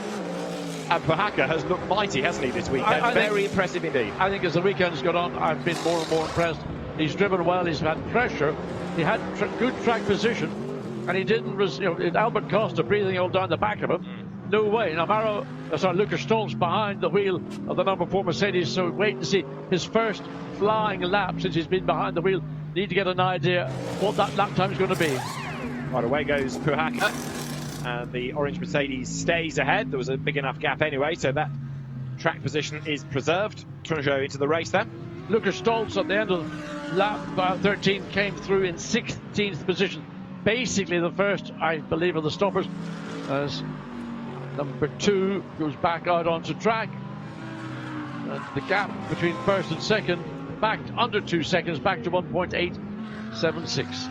Right, so there is Gachet, who is the race leader still, yet to stop. 1.8 seconds up on Raffaele Marciello, who is not going to be able to overtake him on the track. He might inherit the lead if they pit on different laps, but significantly he's keeping the car in touch. And then compare and contrast Boguslavski's pace in the Mercedes for stint 2 against Stephen Palette for the leading Audi. Going to be really interesting, especially as there Haase goes to give way to Arthur Rougier to see where the Audi and then also number 4 Mercedes blends in at the end of the pit stop. So Arthur Rougier, Christopher Haase, they've got a good chance in this race. Yes, they do. It's a good balanced driver lineup. They're running in 4th position, but of course they need a strong, quick pit stop to get in and out, not lose time. Again, that right rear looked like a bit of a fumble on the gun. So there we are, right front's all done up. Let's wait and see. The driver change is still being finalised. So left side of the car, left front off, new one on. Pick up the new rear. Old one comes off, right one, left one goes back on again. There is number 2. So Rougier gets rolling. So when he's going to come out, there's the number 4 Mercedes going through. It's the number 2 Mercedes they've got to keep an eye on, because it's going to be close. No, it's not. No problem. Rougier is going to get back on track. He's not going to lose position to the number 2 Mercedes. And in fact, yes, he's always that car was always ahead of the number 2 Mercedes. Yeah. And it was a slower stop than the number 4 Mercedes anyway, by 5 seconds, looking at the pit in to pit out time. So you called it, John. You said there was a bit of time lost for the Santalok yellow and white Audi. There it is. So it's lost 5 seconds against the Mercedes in the pits, and therefore it means that Oscar Tunjo's Mercedes is that little bit nearer. So 2 cars with average pit stops. Let's see what happens for the other Santalok entry, because it's going to be a crucial one when this car comes in. The lead gap is coming down anyway. Look, Marciello has got it down to 1.7 seconds. They stay out for 1 more lap over the line. 18 laps are in the book, and the gap is 1.5 seconds once again. We heard from last night's race that during the stints, as the stint got longer and longer, some cars found that the back end was just unable to retain the level of grip that they wanted. So maybe, I wonder, is this the case right now with Simon Gachet? Is he beginning to suffer from having a little bit less rear grip, and the balance of the Mercedes, which we know is much more consistent over a duration, is beginning to eat back in to the advantage that Simon Gachet had built up? Right, well, there's the lead gap. It's coming down on the road.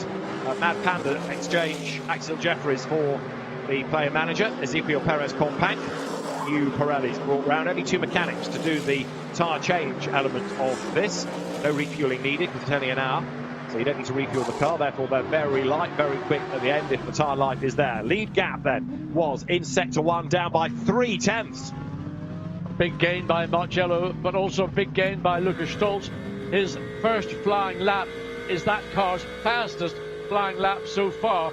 So Lukas Stolz currently in 13th position, still waiting for the remainder of the field to wash through the mandatory pit stops. And of course, leading first and second place cars yet to make those pit stops. The gap between first and second, 1.5 as they came across the line. At the end of the previous lap, it's going to be it'll be certainly close, if not marginally, maybe 1.4 or so. Will Gachet come in now? He's got one more lap, probably he can do. It was down by 3/10 in sector 1, as I say, another 10th in sector 2. Into the pits comes Gachet, and that therefore does release Raffaele Marciello. He's got clear road ahead of him for the first time, but the gap having been coming down and down and down, a notional 7/10 they crossed the line. But of course, by that stage, Gachet had to slow right down for the 50 km/h speed limit. So let's see then now what this pit stop time is. The other Santalot one was 46 seconds, pit in to pit out. Also the background of Norbert Seidler is in, and Rougier has done an absolute best in the middle sector in the other Santalot Audi now into the race. But this could be a crucial couple of laps for Marciello. It is, because he's only got basically to complete this lap. There is and he just got out ahead of, well, that's lucky there was a car coming in. But there is the number 4, which will be close by the time all these pit stops are washed through. There is the Audi making its way down the pits. There is the number 4 Mercedes, which was stop and go penalty to car 163 for causing a collision with car 66. Yes, that's Albert Costa and Fred Babiche. The incident occurred at Nürburgring. And now, unfortunately for Lukas Stolz, he's got behind one of the slower of the Mercedes. I think it's the number 6 TalkSport car. So it stays on the left. Let's Lukas Stolz go through. Well, hopefully he'll let him go through cleanly. Under brakes shouldn't be no, I don't believe it. I don't believe it. That should have been a no-brainer. Let the number 4 car go through. It's not in your race, but it's made the way through now. Right, so a slightly delayed Stolz then, back onto the power. A 42-second stop for number 26 Audi, so quicker than 25 and a second slower than the orange number 4 Mercedes. What about Marciello in this time? Race leader, let's see how good a pit stop this is then. Car number 88 down the pit road. Anything better than 41 seconds is going to really help. And you saw, of course, a bit of time lost as 11s were left on the pit lane floor by Stephen Palette as he accelerated away. And that kind of exit might just get the pit lane manager a bit concerned as well. In comes Marciello. So they are the last pits, the pit lane. So once the tyres and driver change has been complete, that car will be able to nail it all the way down pit lane exit. It's a long pit lane exit because it blends in to the middle of the Estoril corner. So you're up to quite a decent speed by the time you actually rejoin the circuit. There is the car that's dominated all afternoon. Mercedes is rolling. The Audi is making its way down the pit lane. There is the Audi. There is the Mercedes. Wow, it's going to be close. It's going to be nip and tuck. Mercedes will lead on the pit stops. Now blends back onto the road, and so Timur Bogoslawski takes over the race lead. A good pit stop and a very good in-lap by Marciello puts the Mercedes into the lead. So 88 for ACA ASP leads the way. You've got 2 French teams here duking it out. Timur Bogoslawski leads the way. Stephen Palette in second position. Can the Audi have enough pace to get back ahead of the Mercedes? Well, the gap is coming down under braking. It is, but of the 3 cars in the first, second and third positions, it's the third place Mercedes, Lukas Stolz, who's probably the most experienced, who certainly knows the Mercedes best of the 2 Mercedes involved in this battle. And wait and see what's going to happen to Stephen Palette. To the inside at 180, side by side for the race lead, almost contact. Bogoslawski defends. Is he going to run out wide on exit? No, fends off the ex-French GT4 racer. Gap widening a little bit as they blast their way then now up towards the Imola chicane. The pit stop for 88 was 3 seconds quicker than it was for the now second place Mercedes. And so the best stop of anybody in that leading gaggle has come from ACA ASP. Now Lukas Stolz, if those 2 squabble, has got an opportunity to close up as well, but he's not there yet. And what about the lead battle? The gap's just opened up a touch. Yeah, but that was a big gamble from Stephen Palette to try and dive down the inside of Bogoslawski. He wasn't alongside, and going into the 180, the hairpin bend in the middle of the racetrack, there is very little space to try and make a move of that nature. There are other places on the circuit where it is, let's say, less difficult, but a mistake like that could have seen both cars damaged, potentially both cars lose their battle for the lead. Overall lead being fought out, of course, as far as the Audi is concerned, it is leading the Silver Cup. which is, you could argue, the main aim, to score yet another win. They've already had a couple of victories within Silver Cup, but there's a sniff of an overall victory here. And both Simon Gachet in the first stint and Stephen Palette now are going to try and take an overall win if possible. Remember, we did have a Silver Cup outright win in sprint at Brands Hatch last year. Boguslavski, one of the drivers, and he breaks hard now into the right-hand hairpin up at the Adelaide right-hander, and the Audi again looking stronger because fractionally quicker is Palette in sector 1. Yes, and again coming back to the part of the racetrack where we saw the almost attempted overtake by Stephen Palette. This time thinks the wires are of it, but again much quicker into that early entry into the corner, whereas Boguslavski is taking a little bit more time, but doing so and not making errors. Further back, 3 seconds further back behind the second place Stephen Palette is Lucas Stolz. He needs to close that gap with only 22 minutes of this race going. Yeah, Lucas Stolz is closing that gap because he took 3/10 out of them in the first sector. Yes, he would like them to get together and have a proper battle, which will certainly help. What's all this hanging down in front of the face of Stephen Palette in the cockpit here, John? Well, it's part of the... is it a drinks bottle? No, it's not. Part of a... it could be a drinks bottle. I don't know if it's a distraction or Warning not. flag car 107, track limits. Nelson Paticici in the Bentley giving warning for abuse of track limits. That's a distraction for Stephen Palette. He doesn't want that. And if it is a drinks, I think the clear pipe is the drinks bottle. I'm sure it is. Why it's hanging around there, goodness, it probably didn't get connected or reconnected during the driver changes. The camera, of course, set further back in the car. Off goes the race leader, and this is going to mean now that into the lead goes Stephen Palette. Boguslavski chucks it away, coming out of turn 3. A tiny mistake, wide he goes, off the road, through the gravel, and that has gifted the lead to Stephen Palette. And look now, Lucas Stolz right on the back of Boguslavski. Now, why he allowed the car to run so wide, it just looked as almost a loss of concentration, momentary loss of concentration. The car just suddenly drifted off, dropped the left-hand side wheels onto the gravel. 26, track limits in turn 3. All right, Stephen Palette, now the race leader, being warned about track limits. So Boguslavski makes a mistake, and Lucas Stolz thinks, right, OK, I'm going to be up with you soon, and I know that the pressure will tell. So expect the Mercedes to do a switcheroo for second place here. But now that he's up front, Stephen Palette, Silver Cup leader, overall leader, driving away. This could be an amazing result for Saint-Eloi. I mean, to have a Silver Cup car win overall is stunning. And if that's going to be the case, be a great job by Gachet and Palette. But again, I'd love just to see what it was caused Boguslavski to allow the car to drift too far to the left, catch the outside of the racetrack, and just gift the lead to the Audi. Lucas Stolz closes down to the back of the 88 Mercedes. Getting around the 88 Mercedes will be a different task. Time is running away. In the meantime, Stephen Palette just pulls away the gap coming across the line. Now first to second, 2.1 seconds. Half a second to second and third place. So there through is Timo Boguslavski. It was here that he made the mistake a lap ago. What happens this time? Chastened, he hangs on to it, but Lucas Stolz then only half a second back, and the orange Mercedes looking so good now. I wonder what Boguslavski's thinking, aside from not losing his concentration as they come down into Adelaide Haven. Stolz wonders, is there going to be an opportunity or not? Look again, watch and see. Here he comes. Everything looks fine at this point. Not too far out to the right in the middle of Estoril.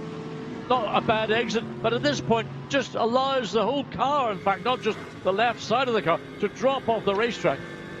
I mean, if he thought it was going to run wide, all he had to do was check up on the throttle momentarily, but there he goes. Easy from the commentary booth. Armchair quarterbacks all the time know every answer to every problem. This is how Stephen Palette saw it. Turns through the corner. Neubauer doesn't break away. Just perhaps gets on the dust on the outside and slithers a touch wide. That takes him off the circuit. Into the lead goes Palette. This is the second place battle. The Silver Cup winners we had last year, yes, it was Nico Bastien and Thomas Neubauer, not Boguslavski. He was in a sister car, but it could be an Audi Silver win here. Palette and Gachet. Now, what about second overall? Because while the Mercedes are squabbling, so Palette is building the lead. Absolute best middle sector from the sixth place Audi of Ricciario Tomita. And now Boguslavski regrouping, and actually he's doing a decent job thus far of keeping at bay Lucas Stolz. Well, he's regrouped, as you say. He realises he made a fundamental error, which you know, okay, maybe a little bit less experience than some of those around him, but a costly error. That was a victory which was his to seize, and having Marcello do such a good job in the opening stint, he will feel that he will have let the team down. But there's still 18 minutes remaining. Victory may be beyond the chance of the 88 Mercedes, but certainly a second place can be consolidated. More flashing of the lights from Stolz up to the hairpin. He's almost there, isn't he? Now ready to challenge. Looks for the tighter line coming out of the hairpin. Onto the power. Nose to tail, they run. Down towards that Nürburgring chicane. The flick right and left, which in turn takes you to the 180 corner. And Boguslavski defending, but he's already lost 3 seconds to Steven Palat. Oh, Stolz had to pull away to avoid getting into the back of the 88 Mercedes. So he misjudged that margin. I think he was looking for a gap up the inside and realised that the 88 was about to occupy that bit of real estate, so had to pull to the right. I mean, can't get a lot closer going through the Imola chicane. Then up the hill up to Chateau d'Eau. So the intent is clear. Lucas Stolz wants second place. But is he going to be able to get there? And when he does, or if he does, will Steven Palet be so far up the road that second is as good as it gets for Stolz? Anything can happen in 17 minutes. And again, look at the late braking. Stolz back onto the tail of the ACA ASP entry. The Santa Lock, though, out of the chicane. Comes Steven Palet, the race leader. Now, what about Stolz? Is he close enough to think about a move into turn 1? It'd be very difficult. We saw Kelvin van der Linde make a mega move. He did a superb job last night, but Stolz didn't have the drive off behind the 88 Mercedes, so he has to sit back once again, wait. Again, there's a long Estoril corner, really puts a big load on the right, the left front of the car in particular. And of course, the aero factor causes a certain amount of aero wash, so he can't get as close to the rear of the 88 he would like, because it's the pass, if it's going to come, will have to happen down into Adelaide Haven, but again, hasn't got the space or the place on the track to hopefully go for it. 4th and 5th are together. Look, as you see, Charles Witt, the championship leader, just ahead there of Arthur Rougier. That could be a change before much longer. 6th is Raichiro Tomita for Audi. 7th still, second in Silver Cup, Oscar Tunjo. In 8th place, Mikael Grenier. 9th, Giuseppe Vega. And 10th, Nelson Panciatici. I have a fancy that Arthur Rougier fancies taking 4th place away from Charles Wirtz. Oh, yeah. I mean, look, you can see, again, the body language of the yellow and white Santa Lock Audi. Able to hug an earlier line and try to keep around the perimeter of the curbing on the inside, as the battle for second place rages still coming up the hill. So Christopher Haase, Arthur Rougier was Christopher Haase who started. Charles Wirtz 4th and 5th. A rather lonely race now for Mikael Grenier in the number 14 Lamborghini. So Mikael Grenier with work to do, as in the Pro-Am class. Jonathan Hui, having taken over from Fisichella, leads. Chris Froggatt, having taken over from Chiva, is second, and Louis Machiels, having taken over from Bertolini, is third. So it's a Ferrari 1, 2, 3 still, but the order just a little bit shuffled around, and they're 13th, 14th and 15th overall, respectively, with the car that won yesterday leading again today by just under a second right now. 15 minutes and a few seconds remaining. On board was the Ferrari. Chris Froggatt in 14th position. Now, can he go after Jonathan Hui in the sister car? Is he fending off Louis Machiels? Here are the Mercedes.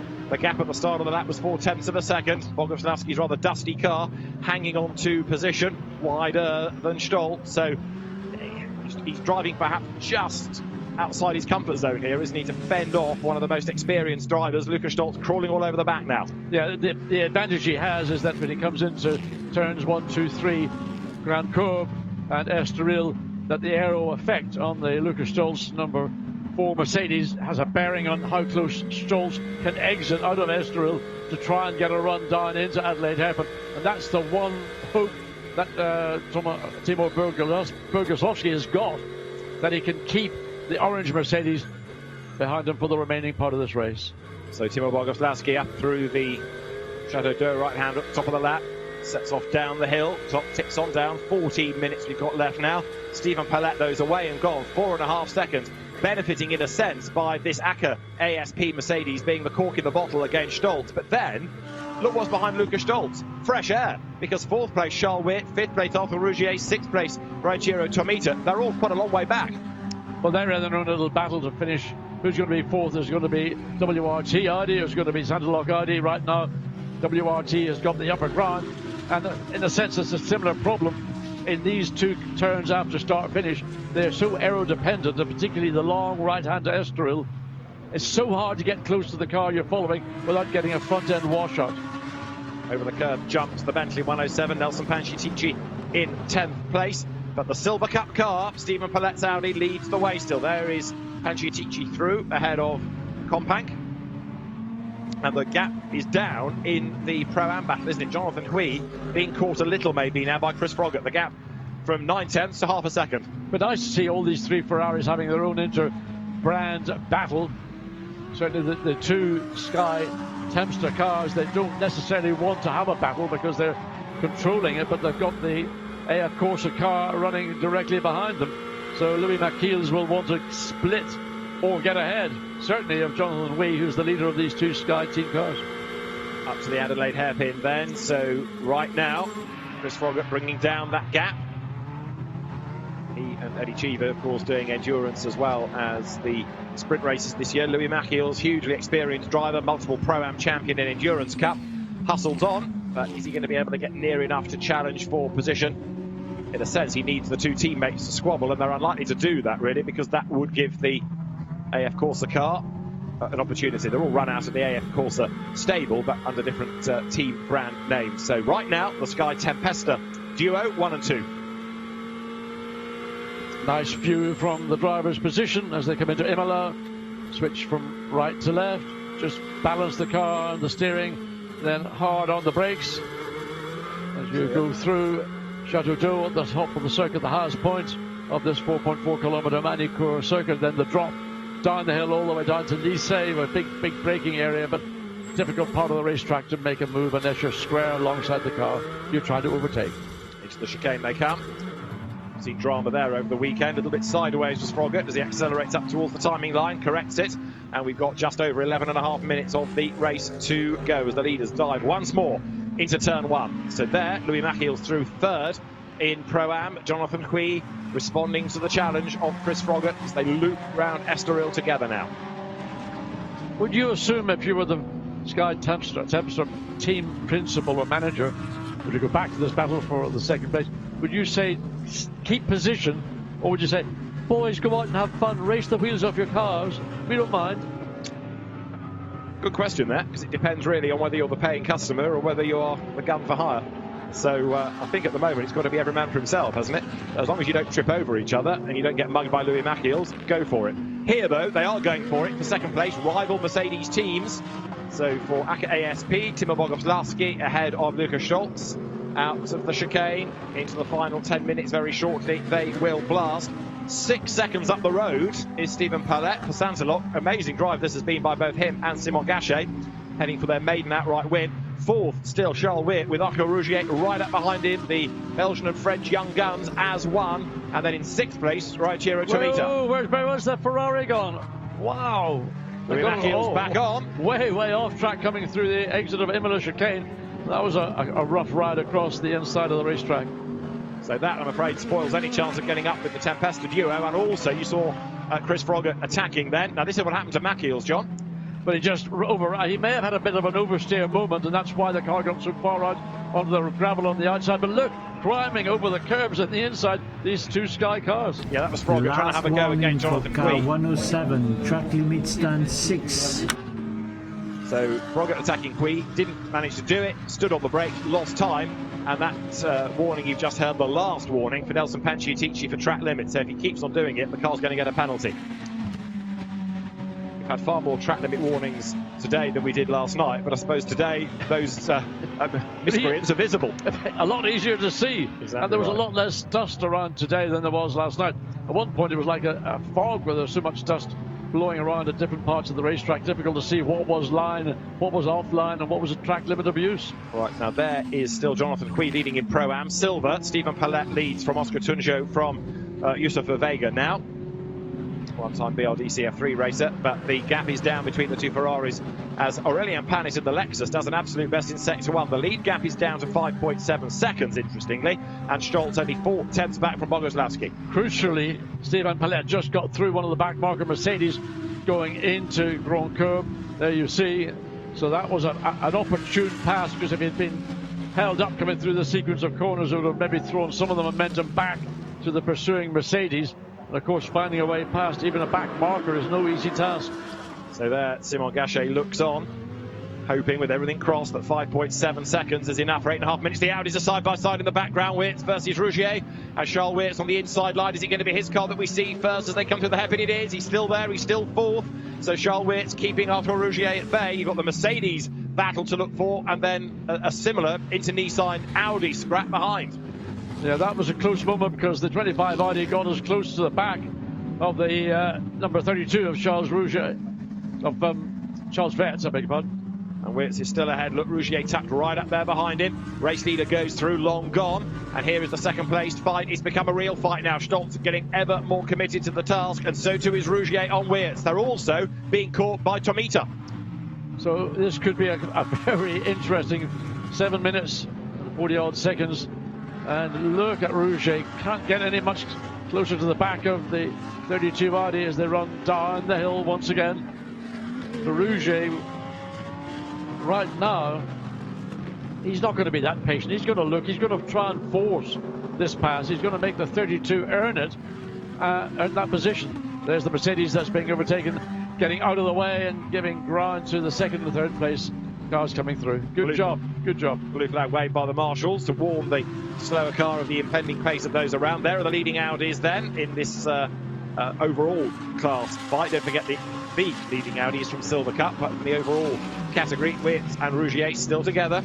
So WRT versus Santalot, WRT catching as well Rogero Tomita's car.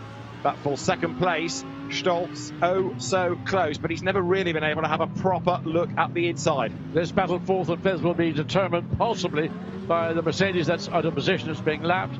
Rougier gets a bit loose and careless coming out of Adelaide, loses probably a few yards, meters or whatever to the back of the 32 Audi. That was something hard earned to make up ground. Now dives down the inside, so will the second of the Audis get through cleanly? Last warning for car 32 track limits. Wirtz getting a warning for track limits. He is indeed, as he tries to fend off Rougier. Tomita is closing all the time. Tunjo is seventh in the background, eighth. Michael Grenier in the better placed of the Emile Frey Racing Lamborghinis. 163, Costa and Altuve's car has really faded from the party, hasn't it? Because that car never made progress really in Costa's hands after it rather ruthlessly got through against Mervish. And now it's a long way back in 12th place. Altuve not matching the pace of Costa. So 6 minutes to go now. Yeah, not necessarily surprised at that. Albert Costa we know is a very, very quick race driver. But what's happened is going back, there's a different view of the exit of the chicane onto pit straight. So the battle at fourth and fifth still unchanged. You can see the gap coming across the line. The gap was just half a second. Lead gap 6.6, Palette to Boguslavski. There through is Arthur Rougier, still chasing Charles Wirtz. That gap has just stretched up a little. So 5 more minutes on the clock and counting as the field accelerates once again up towards the Adelaide hairpin. There is Boguslavski still under attack, but Lucas Stoltz staying in the wheel tracks. Either Lucas Stoltz has run out of ideas or he's unable to do anything better than he's currently doing coming through Estoril. He knows that he gets too close to the back of the Mercedes, he loses the front end of his car. So there are other options. They're not brilliant ones around the rest of the circuit. And much the same way, Arthur Rougier has fallen back momentarily. Wow, did he ever pull up ground just going into Nürburgring in, yeah, just a different approach to that particular corner as we see this battle for second and third. So still Boguslavski ahead of Stoltz, 0.6 of a second at the start of the lap. And Boguslavski has put up a very good defence of this position in a way that he didn't for the race lead when he made that mistake. Still fourth is Wirtz, gap down. Rougier is closer. Tomita is catching up as well. Now, can Stoltz dive up the inside on the brakes coming down to the complex to Lycée? The answer is no. Boguslavski is still there, still able to defend. But he's fractionally closer. It's fractions of a second to the back of the 88 Mercedes. So he's going to try and do what he can to stick to the rear of the 88 as they turn left into this double Grand Cours, and then the transition back to Estoril. And it's a much more difficult corner when you see it in the flesh than it looks on camera. There's a lot of banking on the inside. It's a much tighter corner than it looks from from the camera position. But again, the same thing happens. The gap opens back up simply because you're getting the aero wash of the 88. So there they are, running together on the run towards the Adelaide hairpin. And although he's closing, he's going to run out of time behind. Charles Wirtz in fourth place, only another 3 seconds back. But the stuck Stoltz cannot find a way past Boguslavski, who, to be fair to him, may not be able to go after the race leader, but he's hanging on to that second place, which realistically is where Marciello had got to anyway. Yeah. Yes, they benefited on the pit stops. Yes, he chucked away the lead, but he's keeping the car in the same position that Marciello did for the bulk of his stint. And aside from that one error of dropping a wheel off on the exit of Estoril, he's driven a very good race under a lot of pressure. So that one little error has been a big error because it lost them the lead, but it's consolidated to keep the 88 Mercedes in second place. And it's never really ever been challenged by the number 4 at any point as we go back to this battle of the 2 Ferraris and running in the Pro-Am category. Well, that could change before the very end. What are we going to get out of this? 3 more laps, maybe? Started. So Jonathan Hui still ahead, Chris Froggatt behind. Down they come into the long looping left out of the 180. And you can see the way that gap has come down and down again. Froggatt inching up onto the back of Hui all the time. Race leader, though, Stephen Pallette, clear up front by 7.6 seconds. And Louis Machiels, after his off-track excursion a little earlier, has fallen quite a long way back now, so no longer really part of the battle. So evenly matched, these two, not only obviously by it being the same car, but drivers of a very, very comparable pace. So Froggatt's going to have to work really hard here to dislodge Jonathan Hui. Yes, coming up, and now well, they're going to come across the line with about 1 minute and 40 odd seconds, maybe. It's going to be, well, what is it? Cross the line now, 1:48. Probably, well, the race leader will have this lap, and then one more, as you pointed out. So there goes then the Pro-Am lead battle, and for Jonathan Hui, the advantage this time around just half a second, whereas it's nearly 8 seconds. Stephen Pallette, the Silver Cup and overall leader, who is heading to the end of the lap. We'll see whether he's going to be able to squeak another one out of it. He should be able to. There are the second and third Mercedes. Stoltz now looking a little bit more vigorous in his efforts to try to get up the inside of Boguslavski. They're going to start the last lap this time around as they come down the hill then. Fourth is still Wirtz, fifth is still Rougier, sixth is still Tomita in the background. And Lucas Stoltz thoroughly fed up of staring at the back of the ACA ASP Mercedes. Last lap. Last lap for the leader, and there I thought for a moment Boguslavski was going to go a little bit too deep into the Complex de Lycée. Hasn't seemingly compromised him on exit as they start the last lap of the race now. The leader is 8 seconds to the good, and it's 3/10 between the two Mercedes with a lap to go. But the same old problem, you get into Estoril, and how close can you run before you begin to lose front end grip? Certainly this time looks one of the better efforts by Lucas Stoltz to get on terms with the number 88 Mercedes. There is our race leader coming down. He's got, well, the best part of 8 seconds clear. Second and third. What's Stoltz going to do? There's nothing left in the tank. He hasn't got enough straight line pace to get past the 88. So Boguslavski hangs on to position. And that was probably Stoltz's last serious position at which he could have a go. Shadows 88 as here onto the last lap now go the two Sky Tempesta Ferraris over the timing line. And it is going to be Jonathan Hui ahead of Chris Froggatt by 6/10 starting the last lap. So unless Jonathan makes a mistake, he's going to do the double this weekend, which would be a great result for both him and Giancarlo Fisichella. There, Stephen Pallette heading there now through Imola. Brilliant effort by Stephen Pallette and, of course, Simon Gachet in the first stint, John. Yes, I mean, both drivers, both Silver Cup drivers, to just blew away all the pros in the race. Great pit work. Both drivers did a really, really good job, undoubtedly helped by Boguslavski making that error coming out of Estoril. That was a gift to the 26 Audi, and there, 25 Audi, and there it goes. Checkered flag at the ready. Stephen Pallette and Simon Gachet win in GT World Challenge Europe, powered by AWS Sprint Cup at Magny Cours. Second will be Timur Boguslavski and Raffaele Marciello. Yesterday's winners, Lucas Stoltz and Maro Engel, third. Charles Wirtz and Dries Van Tor come through for fourth. Fifth, Arthur Rougier and Christopher Hasse. And sixth, Calvin van der Linde and Raichiro Tomita. Delight at Santilot making up for the disappointments of yesterday. And as far as Pro-Am is concerned, it is still Jonathan Hui ahead then as the cars have really only 3 or 4 corners to go. The gap has been hovering around the half a second, 6/10 mark for the bulk of the last few laps, but Jonathan Hui has just enough in hand. It was a really good opening stint by Giancarlo Fisichella. Jonathan Hui has kept his cool, kept a modest gap, a tiny gap over Chris Froggatt. Don't get it wrong, Jonathan now runs a little deep into the last couple of corners, but he gets away with it. Checkered flag at the ready. It's 2 out of 2 in Pro-Am for Jonathan Hui and Giancarlo Fisichella here at Magny Cours. And an outstanding team effort. Both cars running nose to tail. They'll be delighted. Silver Cup, of course, won by Stephen Palette. Second, Oscar Tunjo and Yusuf Pohaka. And the Ovegas, the brothers Ovega, third, Yusuf and Hamza Ovega. But a great effort by the Santilok team to get Stephen Palette and Simon Gachet through to an outright win, as well as Silver Cup honours. And there in Pro-Am, Jonathan Hui and Giancarlo Fisichella come out on top from the Chris Froggatt and Eddie Cheever entry, and then Louis Macchiel's Andrea Bertolini third. But Simon Gachet and Stephen Palette, the heroes of the hour, ahead of Tibor Boguslavski and Raffaele Martiello, with third Luca Stolz and Mauro Engel. It turned out to be a really comfortable victory for the 26 Santilok Audi as it makes its way down to come into pit lane into Parc Fermé. My view, number 4 was the car that should have won that race. Well, should have, no, whatever. He cannot take it away from that number 26 Audi. Race 2 at Magny Cours, won by Stephen Palette and Simon Gachet from Tibor Boguslavski and Raffaele Martiello. Luca Stolz and Mauro Engel third. Fourth to Charles Wirtz and Dries van Thor, ahead of Arthur Rougier and Christopher Haase, with Reichiro Tomita and Calvin van der Linde in sixth. Seventh to Mikael Grenier and Norbert Siedler, from Oscar Tunjo and Yusuf Pohaka.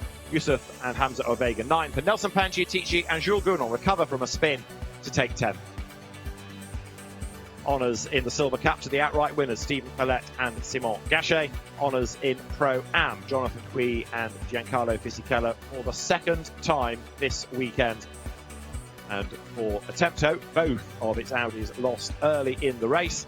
And of course CMR having this miserable weekend with its replacement 108 Bentley, losing that with damage on the first lap. But there is the outright winner, heading under the arch to the correct parking zone in Victory Lane, and it is Stephen Palette and Simon Gachet. The HRT Mercedes slots into position alongside to the right of the car. Tibor Boguslavski, Raffaele Martiello's Mercedes, but that is a delighted Stephen Palette. Two young guns underlining not only the importance of the Silver Cup, but the quality of driver within it. Well, I think if Silver Cup teams can take victory away from the pro drivers, that is, first of all, remarkable, but certainly two young drivers in an Audi, the equal of any of the Audis in the field, but they got it done because of that pole position in qualifying. How important is qualifying on a racetrack like Magny Cours, where overtaking opportunities are limited? Palette was running second. He was gifted the lead, but once he got the lead, he just pulled away from the 88 Mercedes. No problem at all. Well, it's a third Silver Cup win of the year for Stephen Palette and Simon Gachet, but crucially an outright win, and that is going to be very sweet indeed. As a very happy race winner is joined by his co-driver.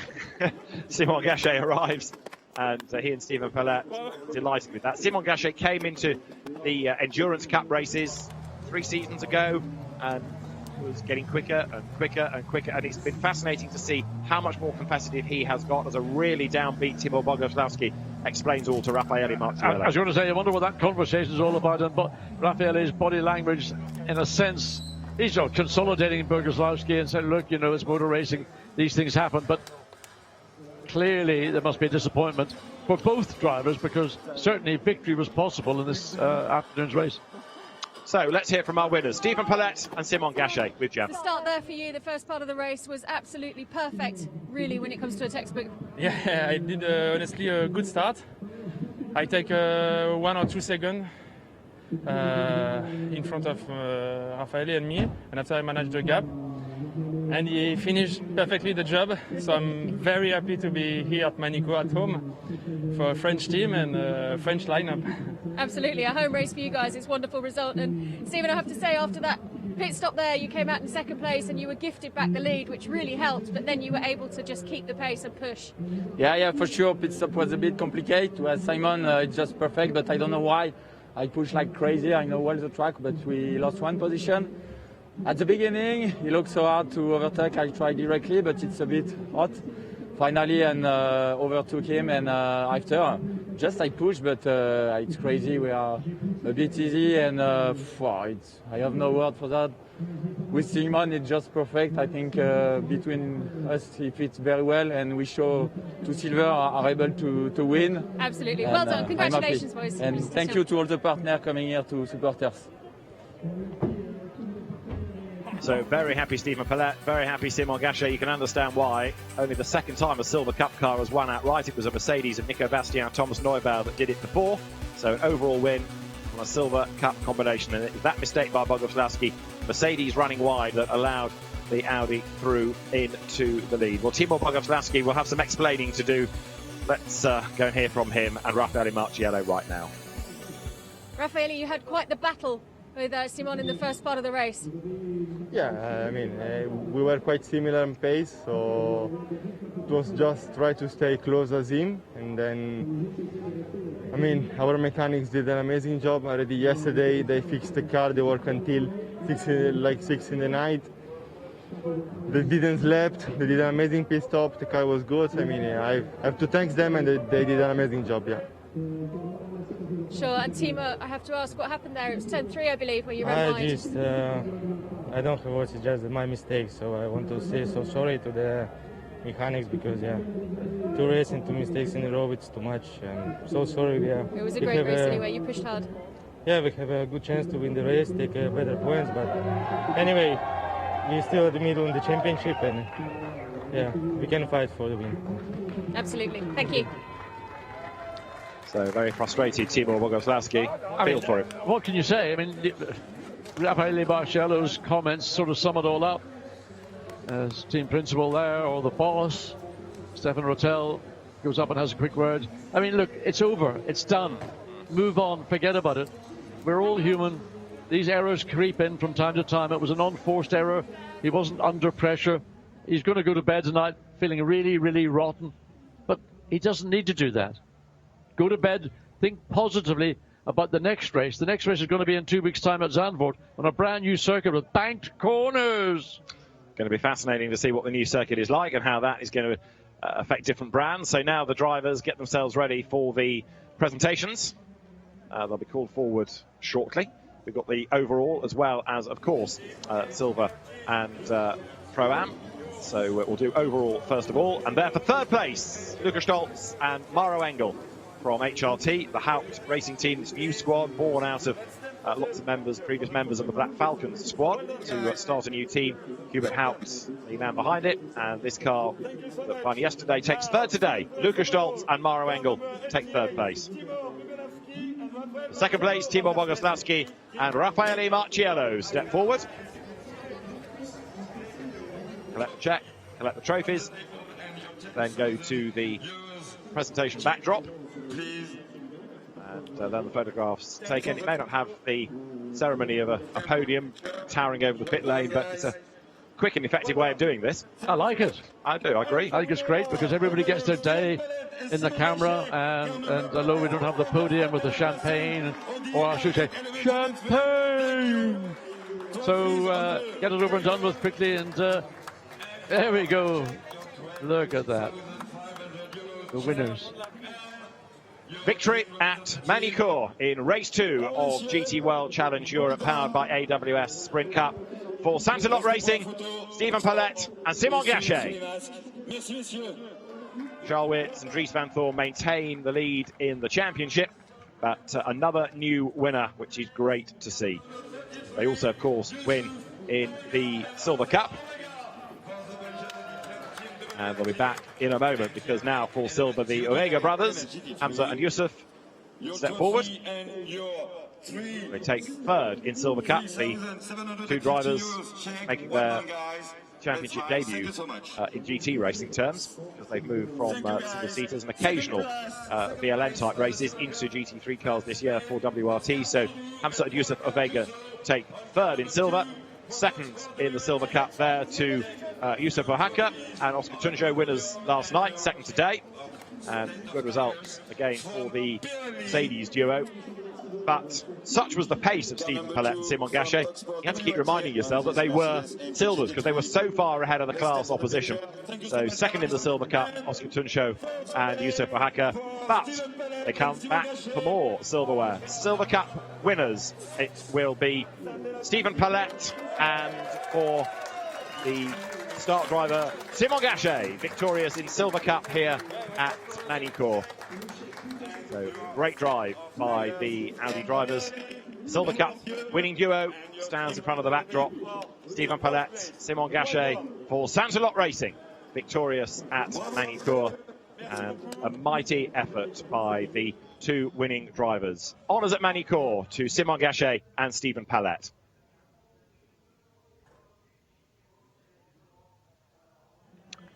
Audi, Mercedes, Mercedes, Audi, Audi, Audi, the top six. Best Lamborghini, 7th. Then Mercedes, Audi and Bentley, 10th, as we have the Pro-Am presentations with the third place drivers Andrea Bertolini and Louis Machil stepping forward. In the Ferrari face masks, Louis Machil's after a couple of moments last night. Andrea Bertolini helps him to take third place today. Second to the Sky Tempesta Racing Ferrari Chris Froggatt, and Eddie Cheever the third step forward. Eddie, who threw everything at it in the early stint. Chris Froggatt couldn't quite find a way past Jonathan Hui, but second in Pro-Am then for the Ferrari partnership, Chris Froggatt and Eddie Cheever. So they show the trophies. They've had 2 wins already this season, one to Louis Machil's and Andrea Bertolini, but a second win of the season, a second win of the weekend for Jonathan Hui and Giancarlo Fisichella, winners of Pro-Am at Magny Cours.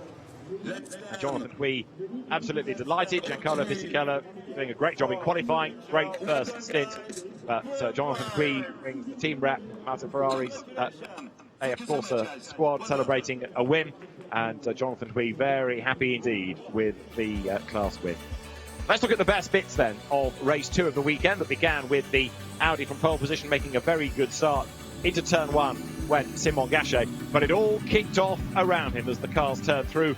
Out through the gravel was the Bentley, which spun after contact from the Lexus behind of Thomas Neubauer, and Jules Gounod was able to rejoin, albeit badly delayed. Thankfully, a safety car period brought him back into the mix. Whereas, in contrast, the sister car number 108 suffered huge damage and was an early retirement from the fray. So Stephen Palette tried to build that gap all the while as the battles raged on. This is a replay of what happened to Jules Gounod being turned around. He got away with that, lucky, in a sense that there wasn't mega damage. There was to the sister car in 108, but nor did he get collected by anybody else. Safety car came out. You could see the debris on the road. That needed clearing before we went back to racing. And the Simon Gachet Audi maintained its lead and just pulled away up to the pit stops as Albert Costa dispensed with Fred Verbies. Calvin van der Linde was a bit brutal as he went through, gaining a position. Pit stop cycle through. One or two teams losing a little bit of time in the pits itself. Santalot stopped. The leading 26 car was good, but not good enough. 88 took over the lead on the track, and then, as there, Stephen Palette left big rubber marks on the track. 88 maintained its advantage briefly after the pit stops. Tibor Bogoslawski ahead, came out up front. The team had done a great job to turn him around and give him the race lead, but was it enough? Well, first of all, there, Palette had a look to the inside, couldn't do it. Looked as though Bogoslawski had repelled the challenge until he ran wide out of turn 3, rattled it across the gravel, lost the lead, and it was the Silver Cup leading Audi that was never to be headed. In Pro-Am, great Ferrari battle that went the way of Jonathan Hui and Giancarlo Fisichella. Bogoslawski hung on to second ahead of Luca Stolz. But up front, Stephen Palette and Simon Gachet took race win number 2 of the weekend here at Magny Cours. Great racing from GT World Challenge Europe, powered by AWS. More of the same at Zandvoort in 2 weeks' time. Bye for now.